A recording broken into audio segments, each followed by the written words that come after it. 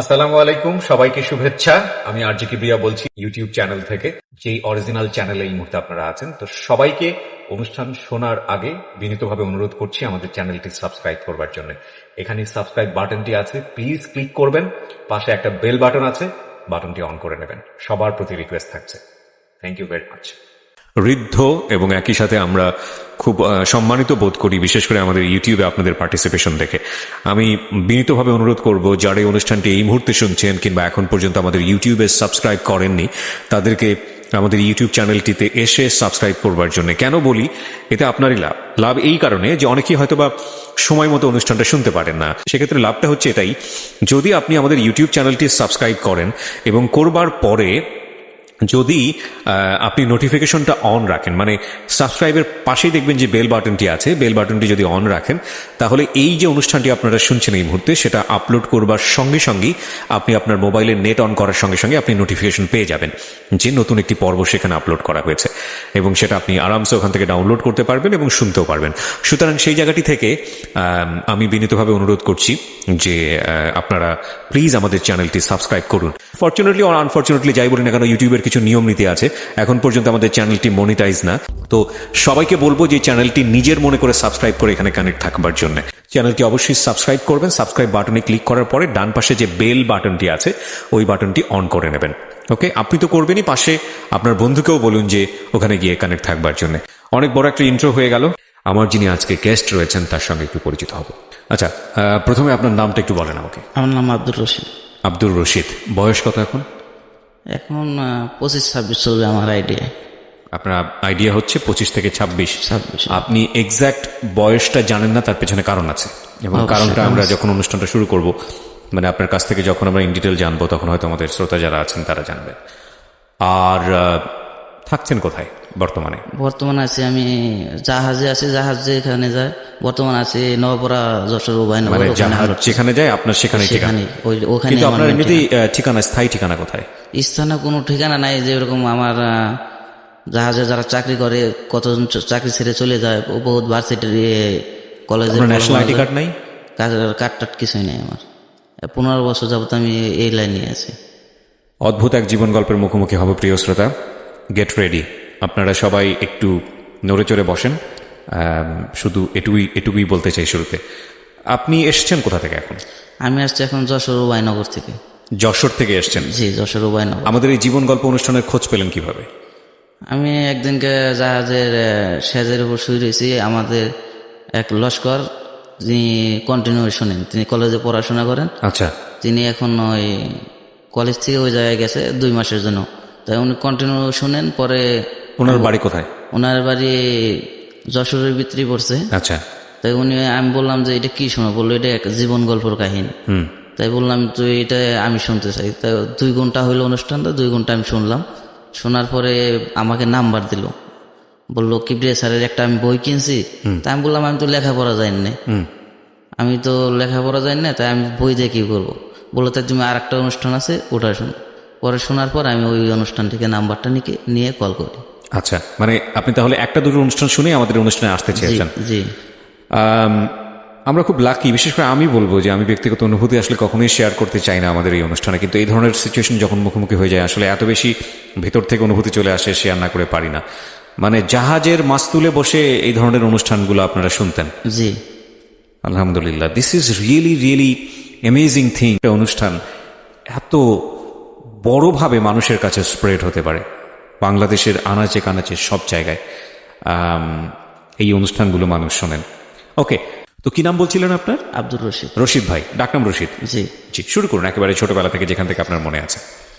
ছোটবেলা থেকে আমি যখন এটা বুঝে উঠলাম, আমাকে স্কুল যেতে দিত না, ওই বাপ মা রাখতো। আমার চাচা চাচির ঘরে গেলে পারে তারা বলতো তুই তো এদের সন্তান না, তোরে কিনে আনছে, এরকম তুই এর কথা শুনোস কেন? আমি আবার ওই ছোটকাল থেকে প্লেট বাটি এটা ওটা আমার মাঝে দিতাম, ছোটকাল থেকে যখন আমি বুঝি। তা আমাকে বলতো তুই তোরা ডাকলে তুই শুনবি না, এগুলো তুই কেন করস? আচ্ছা। তাই আমার ওই এসব কথা বলে দিত। তা আমার হালকা হালকা স্মরণ আছে। তাই ওই আমার মা যখন ডাকতো যে রশিদ এই জিনিসটা নিয়ে আইতো, আমি বলতাম তুমি আমার মা না, আমি কেন আনবো? তা তখন আপনার মায়ের কি আর অন্য কোনো ছেলে মেয়ে ছিল? জি না, শুধু আপনি ছিলেন? শুধু আমি। কিন্তু আমাকে কিনে নিয়ে এসে, কোথেকে কিনে নিয়ে এসে আমি আজও জানতে পারিনি। তো আপনি এটা বললে আপনার মা কি বলতো? তবে আমার মা খুব কিছুই বলতো না, খুব ই করে থাকতো, মুখ ই করে থাকার পর তখন বলতো, তোকে কে বলছে? আমি বলছি যে ওই আমার কাকি আম্মা বললো, ও আব্বু বললো ওরা মিথ্যা বলছে, তুই ওখানে আর যাবি না। তা আমি বললাম যাবো না। তা ঠিক আছে যাবো না। পরে আবার এরকম ভাবে দোকান হাটে বাজারে যে কোনো জায়গায় যাই, গেলি পাজে ওই এরকম কথাবার্তা বলে যে তোর তো বাপ মা নাই, টাকা পয়সা আছে, তোরে তো কিনে নিয়ে এসছে এভাবে। তা আমি বললাম এইভাবে কিনে নিয়ে এসছে, তাই এটা আমি কি করব? আমি তখন ততটা বুঝি না, 2001 সালের ঘটনা। তো তখন ওই আমার চাচার, আমার সেম আমার চাচা তো ভাই আছে, তাদের ঘরে শুইলাম। শোয়ার পরে আমি টাকা পয়সা কিছুই নেই। বলছে আমার টাকা ছিল 10,000, তুই টাকা নিছিস। আমাকে পিটাইলো পাতে ওই বাল্ব আসলো ঘরে, বাল্ব লাগাই, লম্বা বাল্ব, বাল্ব বাড়ি দেওয়ার পরে আমি ঠেকাই, আমার এই হাতের এখানে কেটে যায়, মাথায় কেটে যায়। যাওয়ার পরে হসপিটাল নিয়ে গেল। ডাক্তারের নাম হলো লুৎফা ডাক্তার। তার এক ছেলের নাম হলো সেলিম, আর এক ছেলের নাম আমার স্মরণ নাই, শামীম, শামীম। ছোটকাল থেকে আমি চিনি। সেখানে নেওয়ার পর সিলি করে দেয়। সিলি করে দেওয়ার পর আমাকে ওষুধ দেয়। আমি ওষুধ খাইতে পারি না, এর পর্যন্ত আমি ওষুধ খাই নাই, এখন আমি ওষুধ খাই নাই আল্লাহর রহমতে। তাই ওই ওষুধ খাইতে পারি না। পরে সিলি ওইভাবে আসার পরে ওখানে পরে বাপ মা বলে যে তুই ওইখানে কেন শুতে গেছিস? আমি বললাম যে একসাথে চলাফেরা করি, একসাথে ঘোরাফেরা করি, আমার চাচা তো ভাই এর কাছে শুভ কাটুন। তখন বললো তোরে তো চোর বিলে মারলো, পিটাইলো, তুই তো কিছুই বলতে পারলি না। তাই আমি বললাম আমি তো টাকা পয়সা নিই নেই, আমি কেন মারলো? তার বললাম আব্বু তোমাকে ঠুনকি টাকা পয়সা কম আছে, তোমাকে তো কত টাকা পয়সা? তখন বললো তুই এগুলো বুঝবি না। তখন আমার আব্বু আমাকে ওখান থেকে বাড়িঘর ছেড়ে নিয়ে যায় ফরিদপুর টাউনে। টাউনে নেওয়ার পর ওখানে থাকি। ওখানে কিছুদিন থাকার পরে সবাই ওখান থেকে ঢাকা আসে লোক, প্রায় 150 লোকের মতো আমাদের আশপাশে বাসার ঢাকা নিউ সুপার মার্কেটে কাজ করে, বিভিন্ন কাজ, দর্জি কাজ, আপনার ওই ব্লক পেন্ট, এমব্রয়ডারি। তাই 2003 সালে আমি ওখান থেকে চলে আসি। যে আমি তো লেখাপড়া শিখি নাই, কোনো কিছু শিখি নাই, তাহলে আমি কাজ শিখি। তাই নিউ সুপার মার্কেট 3য় তলা আসার পরে আমি ওখানে দর্জি কাজ করি। দর্জি কাজ, আপনার এমব্রয়ডারি, কাপড় সামান 3টাই শিখি। শিখার পরে ভালো ভালো ম্যাডামদের সাথে পরিচয় হয়ে গেল। কোথায় শিখলেন এটা, কোন জায়গাতে? ঢাকা নিউ সুপার মার্কেট 3য় তলা। আচ্ছা, তখন আপনার আনুমানিক বয়স কত হতে পারে বা কত সালের দিকে এসেছিলেন? এটা 2003 সালে আমি আসছি। 2003 সালে আব্বা আম্মাকে ওখানে রেখে চলে আসলেন? ফরিদপুর রেখে, টাউনে রেখে চলে আসলাম। বাবা কি করতো মূলত? বাসা ভাড়ায় থাকে তারা ফরিদপুর টাউনে। বাবা কি করতো? তিনি ছিলেন ব্যাংকের ম্যানেজার। আর মা? গৃহিণী, বাস ওই পাক শাক করতো, আর আমার নিয়ে ওই বাসার ভিতরে খেলাধুলা। আমি একটু জানতে চাচ্ছি যে বাবা ব্যাংকের ম্যানেজার ছিলেন মানে তো তার মানে আপনার ভরণ পোষণ, লেখাপড়া করার কোনো সমস্যা ছিল না, তারপরেও আপনি কেন এই সবকিছু ছেড়ে চলে যায় ঢাকাতে? আমার ছোটকাল থেকে কিনার পর থেকে মানে আমার লেখাপড়া করায় নাই, মানে সবসময় আমার ওই মায় আমার কাছে রাখতো। রাত্রে দিন শুইতাম, তখন আব্বু আম্মুর মাঝখানে আমি শুইতাম, আর লেখাপড়া আমার করতে যেত না। ওই চাচা তো বাইরে লেখাপড়া করতে যেত, আমার মারতো যে তুই এর ছেলে না, তুই কেন এসছিস, মারা ধরা করতে দেখে আমার আর লেখাপড়া করায়নি। সম্পত্তি আছে, বহুত সম্পত্তি, প্রায় 100 বিঘে সম্পত্তি, 52 শতকের বিঘা, 100 বিঘে সম্পত্তি আছে। তারা 4 ভাই ছিল। আমার আব্বু 52 শতকে বিঘা, আমরা তো জানি 33 শতকে বিঘা। না, 52 শতক আমাদের ওদিকে। আচ্ছা, যশোরই তো? যশোরে 90 শতক, 92 শতক যশোরে, ফরিদপুর 52 শতক। আচ্ছা ঠিক আছে, আমার হিসেব জানা নাই। তো 52 শতকে বিঘার 100 বিঘার উপরে আছে আমার জানা মতে। এবং সেটা আপনার বাবা মানে পালিত বাবা কত শতাংশ, কত বিঘা পেয়েছিল? প্রায় 25। ভাগ হয় নাই, একসাথে ছিল, সবাই মিলে একসাথে ছিল। কয় ভাই ছিল ওনারা? 4 ভাই। তো আপনি একসময় রাগ করে যে চলে আসলেন বা এই যে ঢাকা শহরে আসলেন, এটা আপনারা মানে ফলো করলো না, আপনাকে যেতে দিল?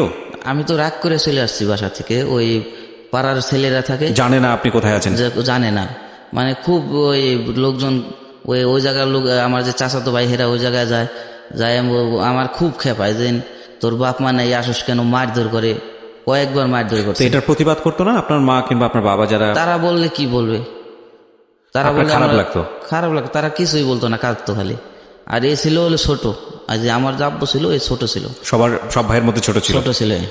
তাই তখন আমি ঢাকা চলে আসার পরে ই করার পরে নায়িকা শাবানা আফা এদের সাথে পরিচয় হয়, ওই তারা কাপড় চোপড় ওখানে আনতে যায়। কোথায় কোথায় কাপড় বানাতেন? ঢাকা নিউ সুপার মার্কেট 3য় তলা। আচ্ছা। শাহনাজ আফা আসে আমাদের দোকান, কাস্টমার হয়। আমি খুব ছোট ছিলাম, খুব আদর করতাম। এক মান্না আফা ছিল, এর বাড়ি ছিল সিলেট, চুল ছিল খাটো খাটো। 4000 লোক বাহিরে যায় পরীক্ষা দিয়েছিল, আমেরিকা না কোন জায়গায় আমার স্মরণ নাই, তাই 4 জন পাশ করছিল, সে তখন পাশ করে। আচ্ছা। পাশ করার পরে খুব ভালো জানে আমার মান্না আফা, তার বাবা ছিল জজ। এই টেলর মাস্টারের এখানে কাজ পেলেন কিভাবে? কাজ পেলাম আমি আর ওই এলাকার ছেলের সাথে, আমাদের এলাকার লোক থাকে ওখান থেকে, তাদের সাথেই মারছি। আচ্ছা। যে বলছে আমার মা বাপরে বলবি না, আমি চলে যাব। আচ্ছা। তা বলছে ঠিক আছে বলবো না। পরে এখানে এসে কাজ শিখি, টেলার্সের লেডিস ফাংশনের কাজ শিখি, লেডিস। পরে সাথে এমব্রয়ডারি, আপনার ওই কাপড় ছাপান, ব্লুক পেন। ওখানে তো অনেক আরামে ছিলেন, এখানে এসে কাজ করতেন, কষ্ট লাগতো না? ছোট মানুষ। আমার তখন মনে করেন যে আসছি, ওই যে মারধর করে চাচাতো ভাইরা, শহরে বাড়ি থেকে শহর গেছে, তারপরে ওখানে যে মারধর করে, শহরে গিয়ে মারধর করে। মারধর করে আমার ছেলে বড়, তারা চাইতেছে যে এই যদি বড় হয় এই সম্পত্তির পুরো ভাগ পাবে। কত কত সম্পত্তি আছে, এক এক বিঘে 15-20 লাখ টাকা যাবে, এরকম আছে। আচ্ছা আচ্ছা। এই জমি জমার জন্য যে মানে ফরিদপুর শহরে এসে মারধর করতো? মারধর করতো। বলতো যে না, আমার চাচাকে আমার যে আব্বু ছিল, আমার চাচা বলতো যে আমার ছেলে আছে, আমার ছেলে তুই নিলে তুই পারিস, আমার ছেলেকে তুই ছেলে মানালি সমস্যা কি? আমার চাচা বলতো। আচ্ছা আচ্ছা, মানে আপনার বাবাকে, পালিত বাবাকে এটা বলতো যে আমার তো ছেলে আছে, তুই আমার এক ছেলে নিস না কেন, আমি তোকে দিয়ে দিলাম এই ছেলে, তুই বাইরে থেকে ছেলে কেন কিনে নিয়ে এসে তুই মানুষ করছিস? আর একজনের সন্তান, এই সন্তান কার তুই জানোস? ওই সে বলে আমি তো আনছি কিনে, এটা আমার ব্যক্তিগত ব্যাপার। তো এই কথা বললে হয়তো পরে আর আপনি বাবা মাকে জিজ্ঞেস করতাম না যে কোথা থেকে কিনে নিয়ে আসছো? আমাকে বলছি, এই প্রশ্নটা আমাদেরও আছে, এবং হিন্দু দ্বারা ধর্মে। পরে আমি রাগ করে চলে আসার পরে ঢাকা এখানে ভালো পরিচিত হয়ে যায়। তা ওই মান্নাফা ম্যাডাম বাহির থেকে আমার জন্য পোশাক নিয়ে আসে। তখন তিনি জানেন না যে আমার মা বাপ নাই, এরকম ঘটনা। পরে আমার জন্য বাহির থেকে বহুত পোশাক কিনে এসে, তখন সে 60টা 70টা 100টা ড্রেস পর্যন্ত বানাইতো, বাইরে নিয়ে যেত। আচ্ছা। তখন ওই বাসার থেকে কুরবানি আইলি হয়তো রুটি মাংস বোনাই নিয়ে আসতো। আমি ছিলাম 5 বছরের মতো লেগে, ভালো রিলেশন হয়ে যায়। আরো ম্যাডাম ছিল, বহুত ম্যাডাম ছিল। আর একটা ম্যাডাম ছিল বিউটি বিশেষ, হিন্দু ছিল, ফার্মগেট তেজগাঁ থানার সাইডে ওখানে থাকতো। তার বাসায় দারোগানো, গেট দারোগানো ছিল 3-4টে। তা আমি ওখানে ওই ম্যাডামের বাসায় যাইতাম, ফোন করে আমার বলতো, আমার ওই মালিকরে বলে দিত যে না রশিদকে ড্রেসটা দিয়ে পাঠাইতো। তার 2টা ড্রাইভার ছিল, তার ওয়াইফ, ওই ম্যাডাম এক গাড়ি নিয়ে চলতো, তার হাজবেন্ড এক গাড়ি নিয়ে চলতো। তাই আমি তখন ওই বাসায় গেলি 1500-1500 টাকা দিয়ে দিত পকেট খরচ। আমি আবার কি করতাম, ওখান থেকে 5 টাকা দিয়ে, তখন 5 টাকা ভাড়া ছিল, ফার্মগেট যায় নামতাম, ওখান থেকে এক সিএনজিটি বলতাম বাইরে গেটে থেকে যে আমার ভিতরে নামাই দিবা, কত নিবা? 50 টাকা। তাই ওখানে গেলি বলতো রশিদ সাহেব আসছে, কল দিয়ে বলতো উপরে। তাই বলতো ঠিক আছে, বলতো সিএনজি নিয়ে আসছে, কি করবো? তাই বলতো যে ঠিক আছে তুমি উপর বাড়াই দাও। গেলে হয়তো বলতাম ম্যাডাম আমি তো সিএনজি নিয়ে আসছি। তাই বলতো ঠিক আছে, সিএনজি তো আপ ডাউন যাম, তাহলে তো 200-300 টাকা ভাড়া লাগবে, তুমি যাও 1000 টাকা নিয়ে যাও। আমি কিন্তু 50 টাকা ভাড়া দিয়ে নিয়ে যেতাম। পরে ওখান থেকে আমি সিনেমা দেখতাম। আচ্ছা। ওই টাকা দিয়ে সিনেমা দেখতাম, পরে যাইতাম আবার নিউ মার্কেট, মানে কি Dhaka new market? Dhaka new super market. আচ্ছা আচ্ছা, এই যে নীলক্ষেতের পাশে, নীলক্ষেতের পাশে, জি। আচ্ছা, কি দোকানের নাম ছিল? দোকানের নাম ছিল ঢাকা রাজধানী, আর কি রাজধানী বলতো, রাজধানী টেইলার্স। রাজধানী টেইলার্স ছিল। আচ্ছা। তিনি এখন নাই, তিনি মারা গেছেন অ্যাক্সিডেন্ট করে, মোটরসাইকেল অ্যাক্সিডেন্ট করে। তো তখন ওখানে করার পরে এরকম ভাবে কিছুদিন গেল, যাওয়ার পরে তিনি মোবাইল কিনলেন প্রথম। কে মোবাইল কিনলো? এই আমার যে মালিক। আচ্ছা। তিনি মোবাইল কিনলেন, মোবাইল কেনার পর 4000 টাকা কত টাকা সিম কিনলো, আর ওই নোকিয়া মোবাইল কিনলো। মোবাইল কেনার কিছুদিন পরে আমি বাড়ি গেলাম, বাড়ি যাওয়ার পর নাম্বার টাম্বার দিয়ে আসলাম। আমার বহুত বকলো যে তুই তো আমাকে সম্পত্তির অভাব আসেনি, টাকা পয়সার অভাব আসেনি, তুই কেন গেছিস? আমি বলছি মা তুমি তো আর চিরদিন থাকবা না, আব্বু আম্মু চিরদিন কারো থাকেন। তা আমি যখন বিয়ে শাদী করবো, করবো, আমার একটা সংসার হবে, মানে আমার ওই মাস্টার তিনি আমার বুঝাইতো এরকম ভাবে বলবি তোর আব্বু আম্মুর না আসতে দেয়। টেইলার মাস্টার বলতো। টেইলার মাস্টার কি সব ঘটনা জানতো যে আপনি পালিত? হ্যাঁ জানতো, তিনি বাইরে ওই এলাকা ছিলেন। আচ্ছা। পরে আমার বুঝাই দেওয়ার পরে আমি যাই বললাম যে যখন তোমরা বৃদ্ধ হয়ে যাবে আমি তোমাদের কি খাওয়াবো? তখন আমি বিয়ে শাদী করবো, আমার তো বাচ্চা কাচ্চা হবে। তাই বললো যে বাচ্চা কাচ্চা তো হবে, কথা ঠিক আছে, তাইলে ঠিক আছে তুই যাই কাজ যখন করতেছ তাই করা চলতা। পরে আমি এই কথা বলে ফের চলে আসার পরে কিছুদিন পরে ওই তখন 10 টাকা আমি লেট নিত, আমার মাস্টারের মোবাইলে কল আসছে যে রশিদ আছে ওখানে, করছে আমার ওই চাচা। বলছে হ্যাঁ আছে। বলছে ওর আব্বু আম্মু তো গাড়ি অ্যাক্সিডেন্টে মারা গেছে। কিভাবে? বলছে ওই টিরাকে ধাক্কা দিয়ে ওই পাশে লিখছে, টাকাখোলা লিক আছে, নাম করা লিক, ফরিদপুর টাকাখোলা লিক। তো ওই লিকের ভিতরে পড়ে মারা গেছে। তো আমি গেলাম, যাওয়ার পরে মাটি টাটি দিল, দেওয়ার পরে কি দেখলেন আপনি গিয়ে? দেখলেন আমি যাই দেখলাম যে লাশ ওইখানে পড়ে রয়েছে, পোস্টমর্টম করে আসছে, কাটা এখান থেকে কাটা, পেটের এখানে কাটা। পরে ওনারা কি গাড়িতে ছিল নাকি রিক্সায় ছিল? ওনারা ছিল রিক্সায়। রিক্সা থাকা অবস্থা? রিক্সাওয়ালার কি অবস্থা? রিক্সাওয়ালার আমি আজ পর্যন্ত খোঁজ পাইনি, খালি আমার আব্বু আম্মুকেই পাইছি। তাই আমি প্রশ্ন করি, প্রায় আমি 6 মাস ওখান থাকি। 6 মাস থাকার পরে ওই তখন শহরে না, ওই আমার যেখানে মানে দেশের আঞ্চলিক বাড়ি, তখন ওখান থাকি। পরে আমার ওই চাচা তো ভাই, আমার চাচা আর 2-3টা ছেলে ওই ইরিদানের বুলুক করে, ওখানে একটা মেশিন ফিট করা ছিল, ওই জায়গায় একটা ঘর আছে, ওই ঘরের ভিতরে আমার নিয়ে যায়। তাই ঘরের ভিতরে নিয়ে গেলে পদে আমার মারধর করে, যে করে তুই এখান থেকে চলে যাবি। আর যদি না, আর একটা ছেলে আসে মারে, ওর সাথে একসাথে ঘোরাফেরা করতাম। তাই কয় কি যেন ঘর আটকায় না, ওর মুখ দেখলে আমি ওরে মারতে পারবো না, ওর মুখ দেখলে আমার মায়া লাগে, ওরে মারতে পারবো না আমি। পরে ঘর আটকায়, হালকা অন্ধকার, পরে মারধর করে লাঠি দিয়ে, আমার হাত থায় পিছন বান্ধা। আমি ওকে বলি তুই আমার ধর্ম ভাবতাও, তুই আমার মারিস না।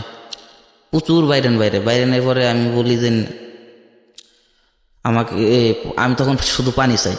তাই একজন বড় করেছিল, ও বলছে পানি দিস না, পানি দিল কিন্তু এখন তিনি মারা যাবে। বলছে ও এখন মারা যাবে যদি পানি দিস।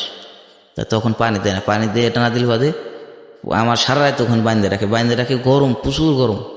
ইরিদানের বুলুক চারপাশ দিয়ে পাটের ক্ষেত। পরে ওই দরজার কাছে যাই আমি শুয়ে থাকলে সকালবেলা আসে, আইসে সে ওই মেশিনে গোসল টোসল করে আমাকে 5,000 টাকা দেয়। টাকা দিয়ে বলে তুই এখান থেকে চলে যাবি, জীবনে আর এদিকে আসবি না যদি বাঁচতে চাস। এই কথা বলে আমি চলে যাই। আমি দৌড়ে পাটখাতে ভিতরে, তখন ওই চাচা আসে, চাচার হাতে পাখি মারা না কি মারা বন্দুক যিনি থাকে, তখন ওই আমার দৌড়েন দেখে তিনি গুলি করেন। গুলি করলে আমার এই জায়গাতে গুলি লাগে, এই পায়ে হ্যাঁ, এখান থেকে গুলি লাগে। ওই গুলিগুলো ওই লুৎফার ডাক্তার বাই করে, ওই পরিচিত ডাক্তার আমার আব্বু আমুর।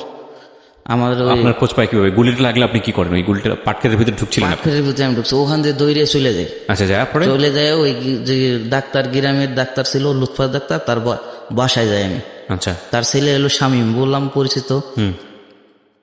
ওই শামীমের বাড়ি যায়, শামীমের বাড়ি যায়, ওঠার পরে ওই আমাকে তিনি করে ওই গুলি বাই করে দেওয়ার পরে বলছে কেমনে হয়েছে। তাই আমি বললাম যে এরকম ভাবে তো আমার তো চাচা গুলি করছে। বললো তাই তুই এক কাম কর, তুই শহরে যখন থাকস শহরে চলে যাস, তুই এদিকে আর আসিস না, সমস্যা হবে। তিনি আমাকে বুঝাই বললেন। বলার পরে আমি চলে আসলাম শহরে আসার পরে শুনি যে এরা এই জায়গায় আসবে, এরা জানে, খোঁজ পায়, সব কিছু জানে যে আমি নিউ মার্কেট থাকি। এখান থেকে আমি পালাই, আবার নিউ মার্কেট থেকে পালাই যায়, যে এখানে তো আমার হামলা হবে। ওই জায়গায় জানানো হয়েছে। আপনাকে যখন কিনে নিয়েছিল, আপনার জানা আছে কিনা, মানে বা এরকম কোনো কিছু জেনেছেন কিনা যে কাগজপত্র করে নেয়া, বা আপনি যে তাদের সন্তান, এরকম কোনো কিছু কি করেছেন? কোনো কিছুই জানি না, কিন্তু ছিল কিনা না ছিল, এটা তো ওই ঘরে ছিল, ঘর তো তখন ভেঙে ফেলাইছে। আচ্ছা, এস পর্যন্ত আমি জানতে পারি নাই যে আমার বয়স কত, আমি কোত্থেকে এসছি, কিভাবে এসছি। খালি এতটুকু জানি, এলাকার মুখে শুনছি যে তোকে কিনে আনছে, কোত্থেকে আনছে তা বলতে পারি না। আচ্ছা, তো নিউ মার্কেট থেকে আপনি পালালেন? তারপর নিউ মার্কেট থেকে পালা চলে গেলাম জাহাজে গেলেন কিভাবে? জাহাজে গেলাম আশুগঞ্জ, এখান থেকে আশুগঞ্জ গেলাম। এখান থেকে আমার পকেটে টাকা নেই, নিউ মার্কেট থেকে পালাইলাম যে এরা আসতেছে। তাই আমি না বলে, মালিককে না বলে পালাই গেলাম। পালাই যাওয়ার পরে এখন সাইদাবাস থেকে বাদ যায় না, সাইদাবাস আমি যাব কিভাবে? তাই ওই নীল ক্ষেতের ওই জায়গা থেকে একটা রিক্সায় একটা ম্যাডাম ওঠে, বৃষ্টি চলে তখন। তা ম্যাডাম উঠলে আমি রিক্সার পিছনে উঠি, যে ওই ম্যাডাম বলে যে সাইদাবাদ যাবেন, ওই রিক্সাওয়ালা বলে হ্যাঁ যাবো। তাই আমি ওই রিক্সার পিছনে উঠলে ফাঁদে কিছু দূর গেলে ওই ভার্সিটির হোস্টেল আছে, ওই জায়গা থেকে একজন বলে ওই পিছনে ছিনতাইকারী রয়েছে। তাই এই কথা বলে ওদের রিক্সা থাকে, আমি দৌড় দেয় না, আমি তো আমার তখন টাকা নাই, আমি সাইদাবাদ যাবো, ওখান থেকে মানে আশুগঞ্জ যাবো। বলছে এরকম আশুগঞ্জ গেলি জাহাজের চাকরি পাওয়া যায়। আমাদের ওই জায়গায় সে চাকরি করে আসছে, সে গল্প করছে নিউ মার্কেট থেকে। তাই আমি ওখানে যাবার জন্য প্রোগ্রাম নিয়েছি। তারপরে ওই ভার্সিটির পোলাপান, ভিতর থেকে কলেজের পোলাপান আসলো, ভার্সিটির পোলাপান এসে খুব মারধর করলো, ভিতরে নিয়ে গেল, নিয়ে এসে আমার হাত বাঁধে পাক করে, তখন চলা আছে আমের চলা, এইসব চলা দিয়ে বাইরেছে, প্রচুর বাইরে আমাকে নীলক্ষেত যে থানাটা, থানায় দিয়ে দিল। তাই থানায় দিয়ে কত সালের ঘটনা এটা মনে আছে? এটা 7-এর, 2007 সাল। এই 7 সালে, আচ্ছা, 7 সালে। তখন এই ইউনিভার্সিটি ছিলাম এরা পিটালো। ইউনিভার্সিটির ছেলেরা বললো যে তোদের জন্য আমাদের নাম খারাপ হয়, ছিনতাই করস তোরা, নাম পরে যে ভার্সিটির ছেলে পেলে ছিনতাই করে। আচ্ছা, বলে পেটালো। হ্যাঁ, পিটাই, হাতও বাঁধতে পিটাই, তো পিটাই দিয়ে এখানে একটু ইন্টারাপ্ট করি প্রিয় শ্রোতা, মাফ করবেন। দেখুন, এই যে এই ছেলেটাকে আপনারা পেটালেন, তার পেছনের কারণটা এটা যে আমরা অনেক বেশি পরিমাণের খুব বাজে অভিজ্ঞতার মুখোমুখি হয়ে রাস্তায় বেরোলে এই ছিনতাইকারীদের দ্বারা, যে কারণে হয়তো বা রাগটা উঠেছে এর ওপরে। কিন্তু এই যে একটা মানুষকে আমরা মানলাম, ইন্টারেস্টিং বিষয় না যে আজকেই যে রশিদকে আপনি এই মুহূর্তে জানলেন, এই রশিদকে আপনি যখন ধরলেন, বা মানে আমি আপনি করে সম্বোধন করছি যে এই কারণে যে যারা শুনছে তাদের মধ্যে হয়তো নিশ্চয়ই অনেকে এরকম আচরণ করেন, সঙ্গে সঙ্গে যদি জানতে পারতেন যে রশিদের ব্যাকগ্রাউন্ডটা কি, যদি চমৎকারভাবে ফুটে উঠতো আপনার চোখের সামনে, তাহলে কি আপনি ওর গায়ে হাত তুলতে পারতেন না? কারণ আপনি যদি মানুষ হয়ে থাকেন তাহলে সেটা সম্ভব ছিল না। ইন্টারেস্টিং বিষয় হচ্ছে প্রত্যেকটা মানুষেরই এরকম হার্ট টাচিং একটা ব্যাকগ্রাউন্ড আছে। সুতরাং কোনো মানুষের সাথে খারাপ আচরণ করার আগে আমাদের একটু ভেবে নেওয়া উচিত যে মানুষটাকে আমি মারতে যাচ্ছি বা যে মানুষের সঙ্গে আমি খারাপ আচরণ করতে যাচ্ছি, এই মানুষটার জীবনে হয়তো এমন কোনো গল্প লুকিয়ে আছে, বা এই মানুষটা হয়তো জীবনে এমনভাবে বড় হয়েছে যেটা জানলে আমার তার প্রতি মায়া হবে, দয়া হবে। আর তখনই দেখবেন যে নিজের মধ্যে একটা অদ্ভুত রকমের চেঞ্জ চলে আসবে, এবং আপনি ওই ছেলেটার সঙ্গে বা ওই মেয়েটার সঙ্গে আপনি খারাপ আচরণ করতে পারবেন না। এরপরেও যদি না আসে, এবং আপনি যদি ধর্ম অনুসারে চলেন, আপনি যদি সৃষ্টিকর্তাকে বিশ্বাস করেন, আপনি যদি আল্লাহকে বিশ্বাস করেন, তাহলে এইভাবে নিজেকে কাউন্সেলিং করতে পারেন, যেটা আমি মাঝে মাঝে করি এবং আমার খুব ভালো কাজ দেয়। সেটা হলো, আপনি যার প্রতি খারাপ আচরণ করতে যাচ্ছেন সেই মানুষটি বা সেই ব্যক্তিটিও কিন্তু আল্লাহর সৃষ্টি। আপনি জাস্ট এই ব্যাপারটা যদি আপনি নিজের মধ্যে কাজ করানো শুরু করেন, আপনাকে যেমন আল্লাহ তৈরি করেছেন একইভাবে ওই মানুষটিকেও আল্লাহ তৈরি করেছেন, সে যতটাই খারাপ হোক না কেন আপনার কাছে, আপনি দেখবেন যে মুহূর্তের মধ্যেই আপনার সাইকোলজিটা চেঞ্জ হয়ে গেছে, এবং আপনি তার সাথে রাগ করে যে খারাপ ব্যবহারটা করা সেটা আপনি করতে পারছেন না। মানে প্রথম পর্যায়ে আমরা যদি নিজেকে নিয়ন্ত্রণ করে ফেলি, তারপরে অটোমেটিক্যালি ব্রেন কাজ করতে থাকে, তখন যৌক্তিক আচরণটা চলে আসে। জি বলুন, আপনার প্রতি আপনাকে মারছিল তখন? হ্যাঁ, তখন মায়ের আমাকে ওই নীলক্ষেত থানায় নিয়ে যায়, নিয়ে গেলে তারা কেস নিতে চায় না, বলছে সেটা তো খুব হাল খারাপ, পরে আমাদের সমস্যা হবে। ও মানে খুব বাজে অবস্থা করে, বাজে অবস্থা, খুব মারধর করে। পরে বললো তো হাল খারাপ, আমাদের সমস্যা হবে। থানার পুলিশ বলার পরে বললো না আপনি রাইখা দেন। রাইখা দেওয়ার পরে আমার ভিতর ঢুকানোর পরে উকিল এলো। এর ভিতরে আমি পরিচয় দিলাম যে আমি ঢাকা নিউ সুপার মার্কেট কাজ করি, অমুক জায়গায় আপনি খোঁজ নিয়ে দেখেন। এর ভিতরে 2টা ভার্সিটির ছেলে গেছে ওই জায়গায়, যাই বলছে এরকম রশিদ নামে যে ছেলেটা ও তো ছিনতাই করে ধরা খাইছে, আমরা থানায় দিয়ে আসছি। আমার মালিক বলছে, তো আমার মালিক ওই জায়গায় গেছে, মালিক যায়, সে বললো কি ঘটনা কি? আমি বললাম এরকম আমি তো সাইদাবাদ যাইতে চাইছিলাম, এই জন্য রিক্সার পিছনে এরা পিটাই করছে। তাই এই কথা বলার পরে আমার খানা দানা দিয়ে গেল, তার যথেষ্ট করলো। দেওয়ার পরে আমার তারপরের দিন কোর্টে চালান করে দিল। কোর্টে চালান করে দিলি, এক উকিল আমাকে ছাড়াই মনে হয় 1400 না 1500 টাকা নেয়। উকিল ছাড়াই আমার রিক্সায় করে নিয়ে আসে এই জায়গা নিউ মার্কেট নিচতলা নিয়ে এসে নিয়ে গেলি। ওই টাকাটা ওই আমার মালিক বরণ করলি। বললো যে তোর কি সমস্যা? বললাম যে আব্বু আম্মু মারা গেছে, তা তো জানেন? কথা জানি।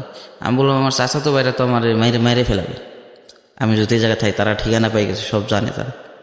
তাই বললো তাই ঠিক আছে, তুই কি করতে চাই? আমি বললাম আমি তো জাহাজে যাইতে চাই।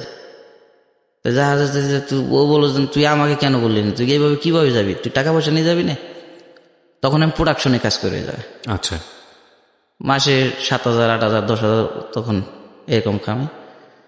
রমজানের সিজন একটু বেশি পড়ে। তবে টাকা দিলে পরে আমাকে 5,000 টাকা দেয়, বলছে তুই 5,000 টাকা পাবি, তো টাকা নিয়ে যা। তিনি খুব ধর্মীয় ছিলেন, নামাজ পড়তেন পাঞ্জিগানা, এক মায়ের এক ছেলে। তাই ওই শহীদ ভাই আল্লাহ তার বেস্তে নষ্ট করুক, তিনি মোটরসাইকেল কিনে অ্যাক্সিডেন্ট করে মারা গেছেন। টেলার্স মেলার সব বন্ধ হয়ে গেছে, বোধহয় বন্ধ হয়েছে না হয়েছে এখন আমি জানি না, কিন্তু অ্যাক্সিডেন্ট করে তিনি মারা গেছেন এটা আমি জানি। তখন আমি চলে গেলাম ওই জায়গায়, যাই সেরে আশুগঞ্জ যাই সেরে নামার পরে বৈরের পার নামার পরে আমি জাহাজে দিয়ে গেলাম যে ভাই চাকরিতে নিয়ে যাবে, বললো হ্যাঁ লস্কর পদের লোক লাগবে। তাই বললো তোমার কেতা বালিশ, আমি তো বললাম আমার তো কেতা বালিশ নাই। তাই অন্য এক লস্কর নাইমে যাবে, তুই বলতেছি ঠিক আছে আমার কেতা বালিশ দিয়ে যাইতেছি আর তুমি যেখানে থাকো। পরে ওই ওর কেতা বালিশ রেখে দেওয়ার পর আমি ওই জায়গায় চাকরিতে গেলাম, আপনি ছালুডিঘাট পাথর আনতে গেলাম প্রথম টিপ। পাথর আইনে এরকমভাবে চলতেছে, তার ভিতরে জাহাজের লোকজন বলে যে 1 বছর হয়ে গেছে তুই ছুটিতে যাস না কেন, তুই ছুটি নিস না, ছুটিতে যাস না, তুই কি খুন টুন করে আইসা নাকি? আমি বললাম এই বয়সে আমি খুন করবো কিভাবে? বললো তাই তুই যাস না কারণটা কি? জাহাজের কাজটা কি ছিল? কাজটা লস্কর পর্যায়ে, মনে করেন যে ওই ডিউটি মিউটি করতে হতো রাত্রে, চুরি টুরি করে কিছু না নিয়ে যায় এই জন্য। ও আচ্ছা আচ্ছা। পরে এরকম লাইন চলার পরে পরে 1 বছর কেটে গেল। কেটে যাওয়ার পরে পরে ঈদ বোনাস পাইলাম, টাকা পেলাম প্রায় সব মিলে 60,000 মতো সারা বছরে? সারা বছরে 60,000 টাকা। এর ভিতরে তো খরচ করছি, প্রচুর টাকা খরচ করছি। প্রত্যেক দিন কিনে নাম সিঙ্গারা পুরি এগুলো তো আছে। তাই আমি খুব একদিন কান্দা করছি রাত্রি, যে আমার জীবনটা কি, আমি কি করব। খুব কান্দা করছি যে মোরে মাস্টার নোয়া খাইলে নাইমে আইছে, জাহাজের মাস্টার যে তোর কিতা হয়েছে। আমি কই কিতা হয়েছে, আমি কই তো হয় নাই কিছুই, আমার এমনি খুব কান্দা পাচ্ছে। পরে ও আমাকে বলে তুই বল তোর সমস্যাটা কি। আমি বললাম না আমার তো আব্বা আম্মু নাই, আব্বা আম্মু মারা গেছে, ওর শুধু মাস্টার ঠুন বললাম। তো মাস্টার ঠুন বলার পরে মাস্টার খুব আমার করলো। পরে তারপর থেকে আমার কোনো কিছু বলতো না, কিনেরে গেলি বাদে চা খাওয়াইতো, সিঙ্গারা পুরি, মানে মাস্টাররা এগুলোর উপরই বেশি। কিনারে নামলে বাদে খানা দানা এদের চলবে। তা কিনের গেলে বাদে আমার নিয়ে বহুত কিছু নিয়ে আসতো তিনি, ওই 2টা আঙ্গুর ফল নিয়ে আসতো, আপেল টাপেল কিনে নিয়ে আসতো। পরে আমি 3 বছর সাইম খানে চাকরি করি। তা যাক কিছুদিন চাকরি করার পর 2007 সাল ওখানে পার হয়ে যায়। পরে 7 সাল পার হয়ে যাওয়ার পরে আমি 8 সালে একটা জাহাজে উঠি, তিতাস টু, হিন্দু মালিক। তিনি খুব ধর্মীয় ছিলেন, হিন্দু মালিক। রমজান আইলে পাতে পুরো ইফতারির খরচ, আপনার এই কোরবানি আইলি বকরি টকরি সব কিনে দিত। বলা যেত না তো আমরা কোরবানি করবো, বলতো যে আমরা তো খাসি খাবো। তো তখন তিনি টাকা দিত, 5,000 7,000 এরকম টাকা দিত। তিনি হিন্দু মালিক, তিনি বুঝেন সব কিছু। তাই তিনি প্রশ্ন করে এলো যে আপনি, ও জাহাজ ডগে উঠলো, বললো জাহাজের কি নাম দিব। তাই বললো যে তিতাস টু দেও। ও আর উপরে কি লেখা হবে, আপনি কি হিন্দু কিছু লেখা হবে না মুসলমান? বললো না না আমি তো জাহাজে থাকবো না, তোমরা থাকবো, তোমরা মুসলমানেরই লেখো। আল্লাহু লিখে দিলাম। পরে রাসূলুল্লাহ সাল্লাম সব কিছু লেখা হলো। বললো তোমরা থাকবো জাহাজে, তোমরা নামাজ কালাম পড়বো, আমার কেন হিন্দু হিসেবে পালন করবা তোমরা? অনেক ভালো মানে। তিনি বহুত ভালো ছিল। তাই তিনি ওই নাম লেখাইলো। নাম লেখানোর পরে এর ভিতরে চলে গেলাম নোয়াপাড়া, যশোর নোয়াপাড়ার টিপে যাওয়ার পরে বাজার সদাই আমি করি সম্পূর্ণ। আমি লেখাপড়া জানি না, এখন পর্যন্ত আমি লেখাপড়া জানি না, কিন্তু বাজার সদাই যত যা আছে সব আমি করি। কিভাবে, যেমন টাকা নিলাম আমি 25,000, আমি খালি এটা হিসেবে করে 25,000 ভিতরে কত টাকা ভাঙলাম আর কত টাকা লোকজনে দিলাম, খালি একটু বুঝাই দিই। তাছাড়া কি কিনলাম, মাংস 1-2 টাকা, মানে 1, 2, 10, 15, 20 এগুলো তো হিসাব বোধহয় পরবর্তীতে শিখেছেন নাকি শেখেন নাই? হিসাব আমি সব পারি, হিসাবে সমস্যা নাই, কিন্তু আপনার ওই লেখাপড়া এগুলো শেখেন নাই? লেখাপড়া শিখি নাই, আমি লিখতে পারি কত টাকা কত সব পারি। এগুলো শিখেছেন কিভাবে? এগুলো নিজের ব্রেনটে। আপনি যে কোনো ভাষা, আপনি হিন্দি কন 24 ঘন্টা হিন্দিতে বাত করতে পারবো। তারপর আপনার উর্দু, এগুলো আল্লাহর রহমতে যে কোনো শিখলে আমার মাথায় এটা কাজ করে, দ্রুত কাজ করে। আচ্ছা ঠিক আছে। বাজার বলতে কি জাহাজের লোকজনের বাজার? জাহাজের লোকজনের পুরো বাজার, পুরো দায়িত্ব জাহাজের লোকজনের। তখন আমি এগুলো করার পরে বাজার টাজার করি। পরে এক দোকান থেকে, মুদির দোকান থেকে সবসময় মাল নিই। তার একটা মেয়ে আছে 17-18 বছর বয়স হবে, ওই দোকানে আসতো মাঝে মাঝে। তার 17-18 বছর বয়স, আমার সিনিয়র। তখন ওই মেয়েটা কিডন্যাপ হয়। তাই আমি দোকানে যাই আসি। তাই আমার আবার ছোটকাল থেকে আউট নলেজ আছে। পরে যখন যাই আসি তখন ওই খুব কান্দা করছে, আর ওই 10 লাখ টাকা চাইতেছে যারা কিডন্যাপ করছে। তা ডাবল স্পিকার দিয়ে আরো লোকজন আছে, বলছে থানায় গেলে তোর মেয়ের লাশ পাবি, দর্শন করবো, এরকম বহুত কিছু বলতেছে, যে 10 লাখ টাকা নিয়ে তুই অমুক জায়গায় আসবি, এসে টাকা দিবি। ও একটা ঠিকানা বললো, তাই একটা ট্রেনের শব্দ শুনতেছি আমি, ওই যে কথা বলতেছে ওই মোবাইলে। তাই আমি 20 মিনিট পরে ওই ট্রেনটা দোকান থেকে বেশি দূর না, ওই জায়গা থেকে ট্রেনটা যাইতেছে। ওকে, তখন আমি বললাম যে ভাই, তাহলে কাছাকাছি আছে। হ্যাঁ, তখন বললাম যে দোকানদারে বললাম যে ভাইয়া মোবাইল কথা বলছেন কতটুকু টাইম হয়? বলছে 15 মিনিট। 15 মিনিট কথা বলছেন, কয় মিনিট? বলছে 5 মিনিট। আমি বললাম তাহলে 20 মিনিটের ভিতরে এই লোক আছে। বললো কিভাবে? আমি বললাম ট্রেনের শব্দটা শুনছি আমি, ওই ট্রেনটা এখন এসে পৌঁছেছে এদিক থেকে। ওর ব্রেনটা কত শার্প। তখন বললো যে কি করতে হবে? আমি বললাম যে, তখন আমি মানে খুবই বললাম যে স্ট্রং। আমি বললাম যে 8-10 জন লোক যান, খুব স্যাম্পল পোশাকে, কোনো প্যান্ট শার্ট কোনো কিছু হবে না, লুঙ্গি টুঙ্গি পরে যাবেন। কি হারাইছে? আমাদের বড়ি খাসি হারাইছে, কি একজন মুরগি হারাইছে, এই কথা বলে ওই এখান থেকে 20 মিনিট আগে ট্রেনটা কিরকম লাইন ধরে চলে যাবে। হ্যাঁ, এরকম গতিতে আমরা একটা গাড়িতে উঠলাম। আমি ওর সাথে গেলাম বাজার টাজার দিয়ে। আরেকজনে বললাম তুমি পাকটাক করো, আমি একটু আসতেছি। তখন আমি সাথে যাই সেরে খোঁজা তালতে মেয়েটার আগে আমি চিনি, ওই বাজারে দোকানে আসতো, ওখানে চিনলাম কিভাবে? একদিন বললো কি যে না আবু একটা দোকানে আর একটা লোক ছিল কর্মচারী, তারে বলছে একটা কলম দাও। তাই কলম দিছে, তুই ছিলেন হইলো বোরকা পরা। তাই বলছে এই মনি তুমি টাকা দিয়ে যাও না। তার আব্বু বলছে কয় আব্বু আমার চিনেন নাই। তখন বলছে যে আজকালকার কি জামানা, টুনা বললে মেয়ে কোনটা মা কোনটা কিছুই বোঝা যায় না। দোকানদার বললে কথা তার মেয়ের, যে আজকালকার কি জামানা, যে টুনা বললে ওদের মেয়ে কোনটা মা কোনটা কিছু বোঝার কাজ নেই। পরে তিনি যাওয়ার পরে আমরা ওখানে গেলাম, যাওয়ার পরে খুঁজতে শুরু করলাম রেল সাইডে দিয়ে, মানে গরিব ধরনের বস্তির মতো কিছু বাড়ি আছে, প্রায় 15-16টা বাড়ি। বললাম এই জায়গা থেকে একজনে ওদিক থেকে স্টার্ট করেন, যে আমাদের একটা বকরি কিনছিলাম, বকরিটা ছুটে গেছে, আপনাদের এই জায়গায় আছে নাকি, কিংবা ভ্যান থেকে নাইমে গেছে, বকরিটা পাইতেছি না, এই কথাকে স্টার্ট করেন।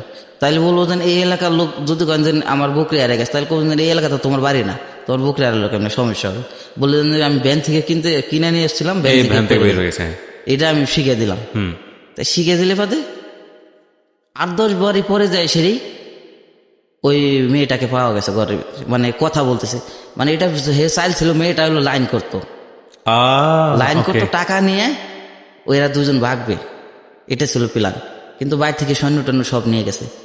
মেয়ের ছেলেটা শিখিয়ে দিতেছে যে আমরা তো এই স্বর্ণ মনে দিয়ে কয়দিন খাবো, তা তোমার বাপের তো প্রচুর টাকা, বাড়ি আছে 3 তলা, তাই 8-10 লাখ টাকা আমরা, মেয়েটাকে বলছে 8-10 লাখ টাকা হইলে বাদে আমরা ঢাকা শহরে যাই যে কোনো একটা ইটি করতে পারবো। তখন ওই মেয়েটার প্ল্যান শিখাই দেয় যে এরকম ভাবে ফোন করো, আমার আব্বা টাকা আনবে।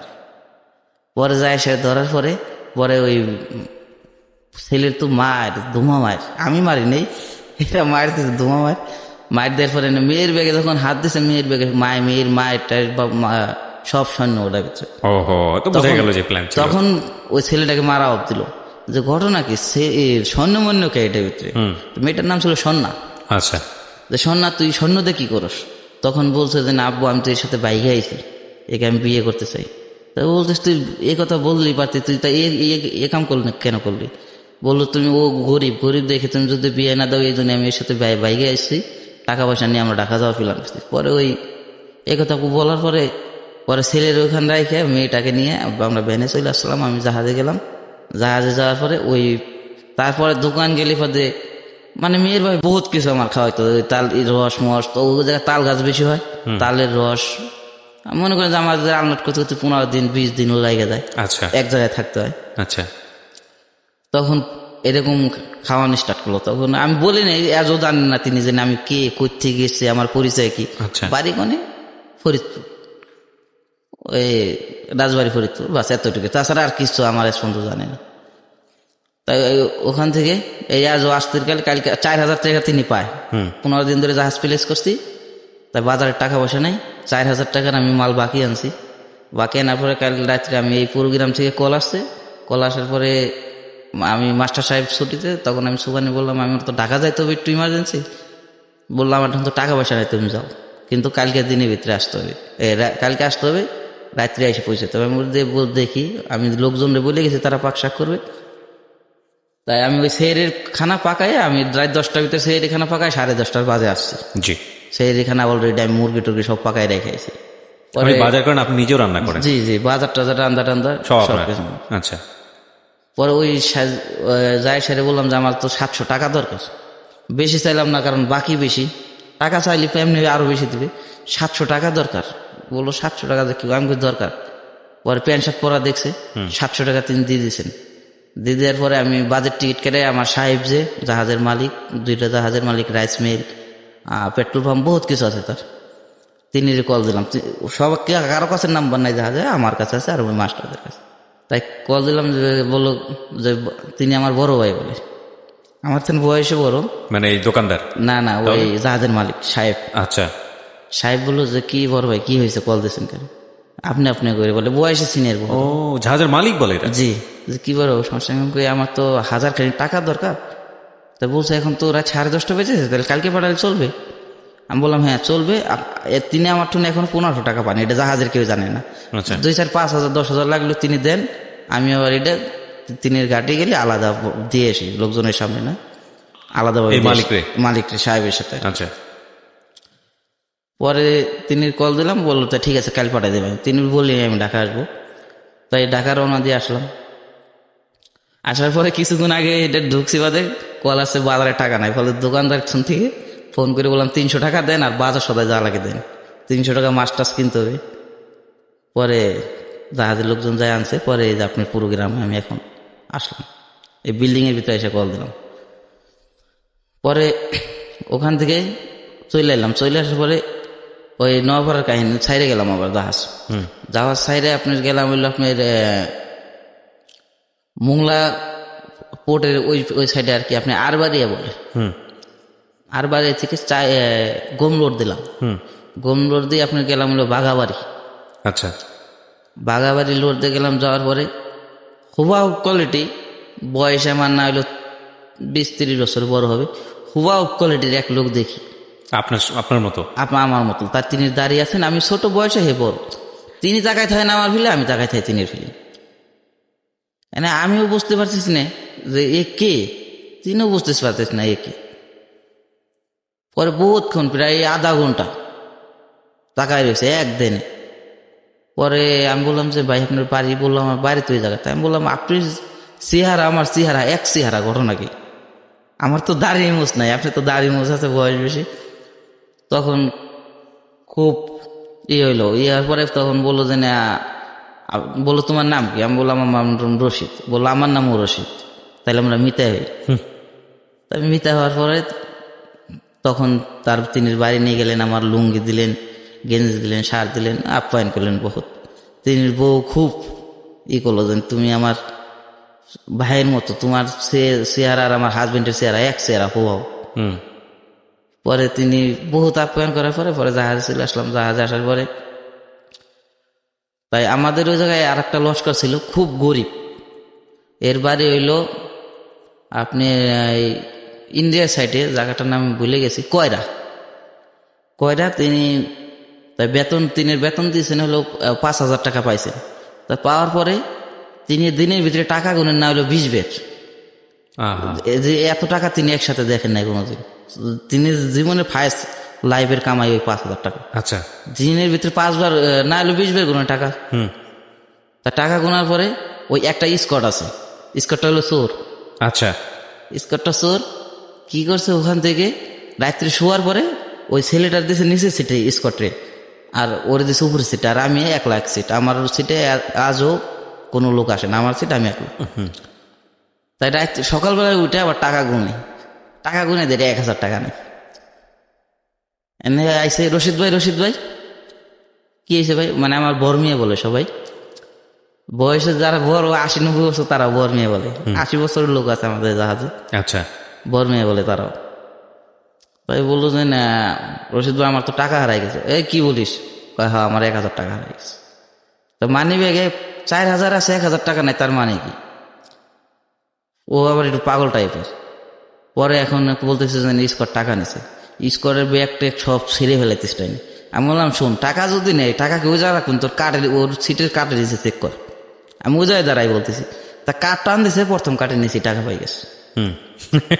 প্রথম কাটে নিয়েছি টাকা পাই, ওই জাহাজের দৌড়বাড়ি বলে, ওই হাফিজ দেয় এই সাইজের দৌড়বাড়ি, উড়াই না বাড়ি হাত ফাড়াই দিলাম, ফিরেই সারতে পারিনি। কারে? ওই স্কটটারে। আচ্ছা। যে আমি দিনের ভিতরে 20 বের করে টাকা গুনি, আমি জীবনে এই 5,000 টাকা আমার লাইফে সহি দিই না। আমার বাপ মা গরিব, মাছ বেছে এটা ওটা করে আমরা সংসার চলাই। তিনি হরিণ মারতেন, বহুত হরিণ মারতেন, হরিণ মাংস আমাদেরও খাওয়াইছে সুন্দরবন এরিয়া, সুন্দরবনের এরিয়াতে। আচ্ছা।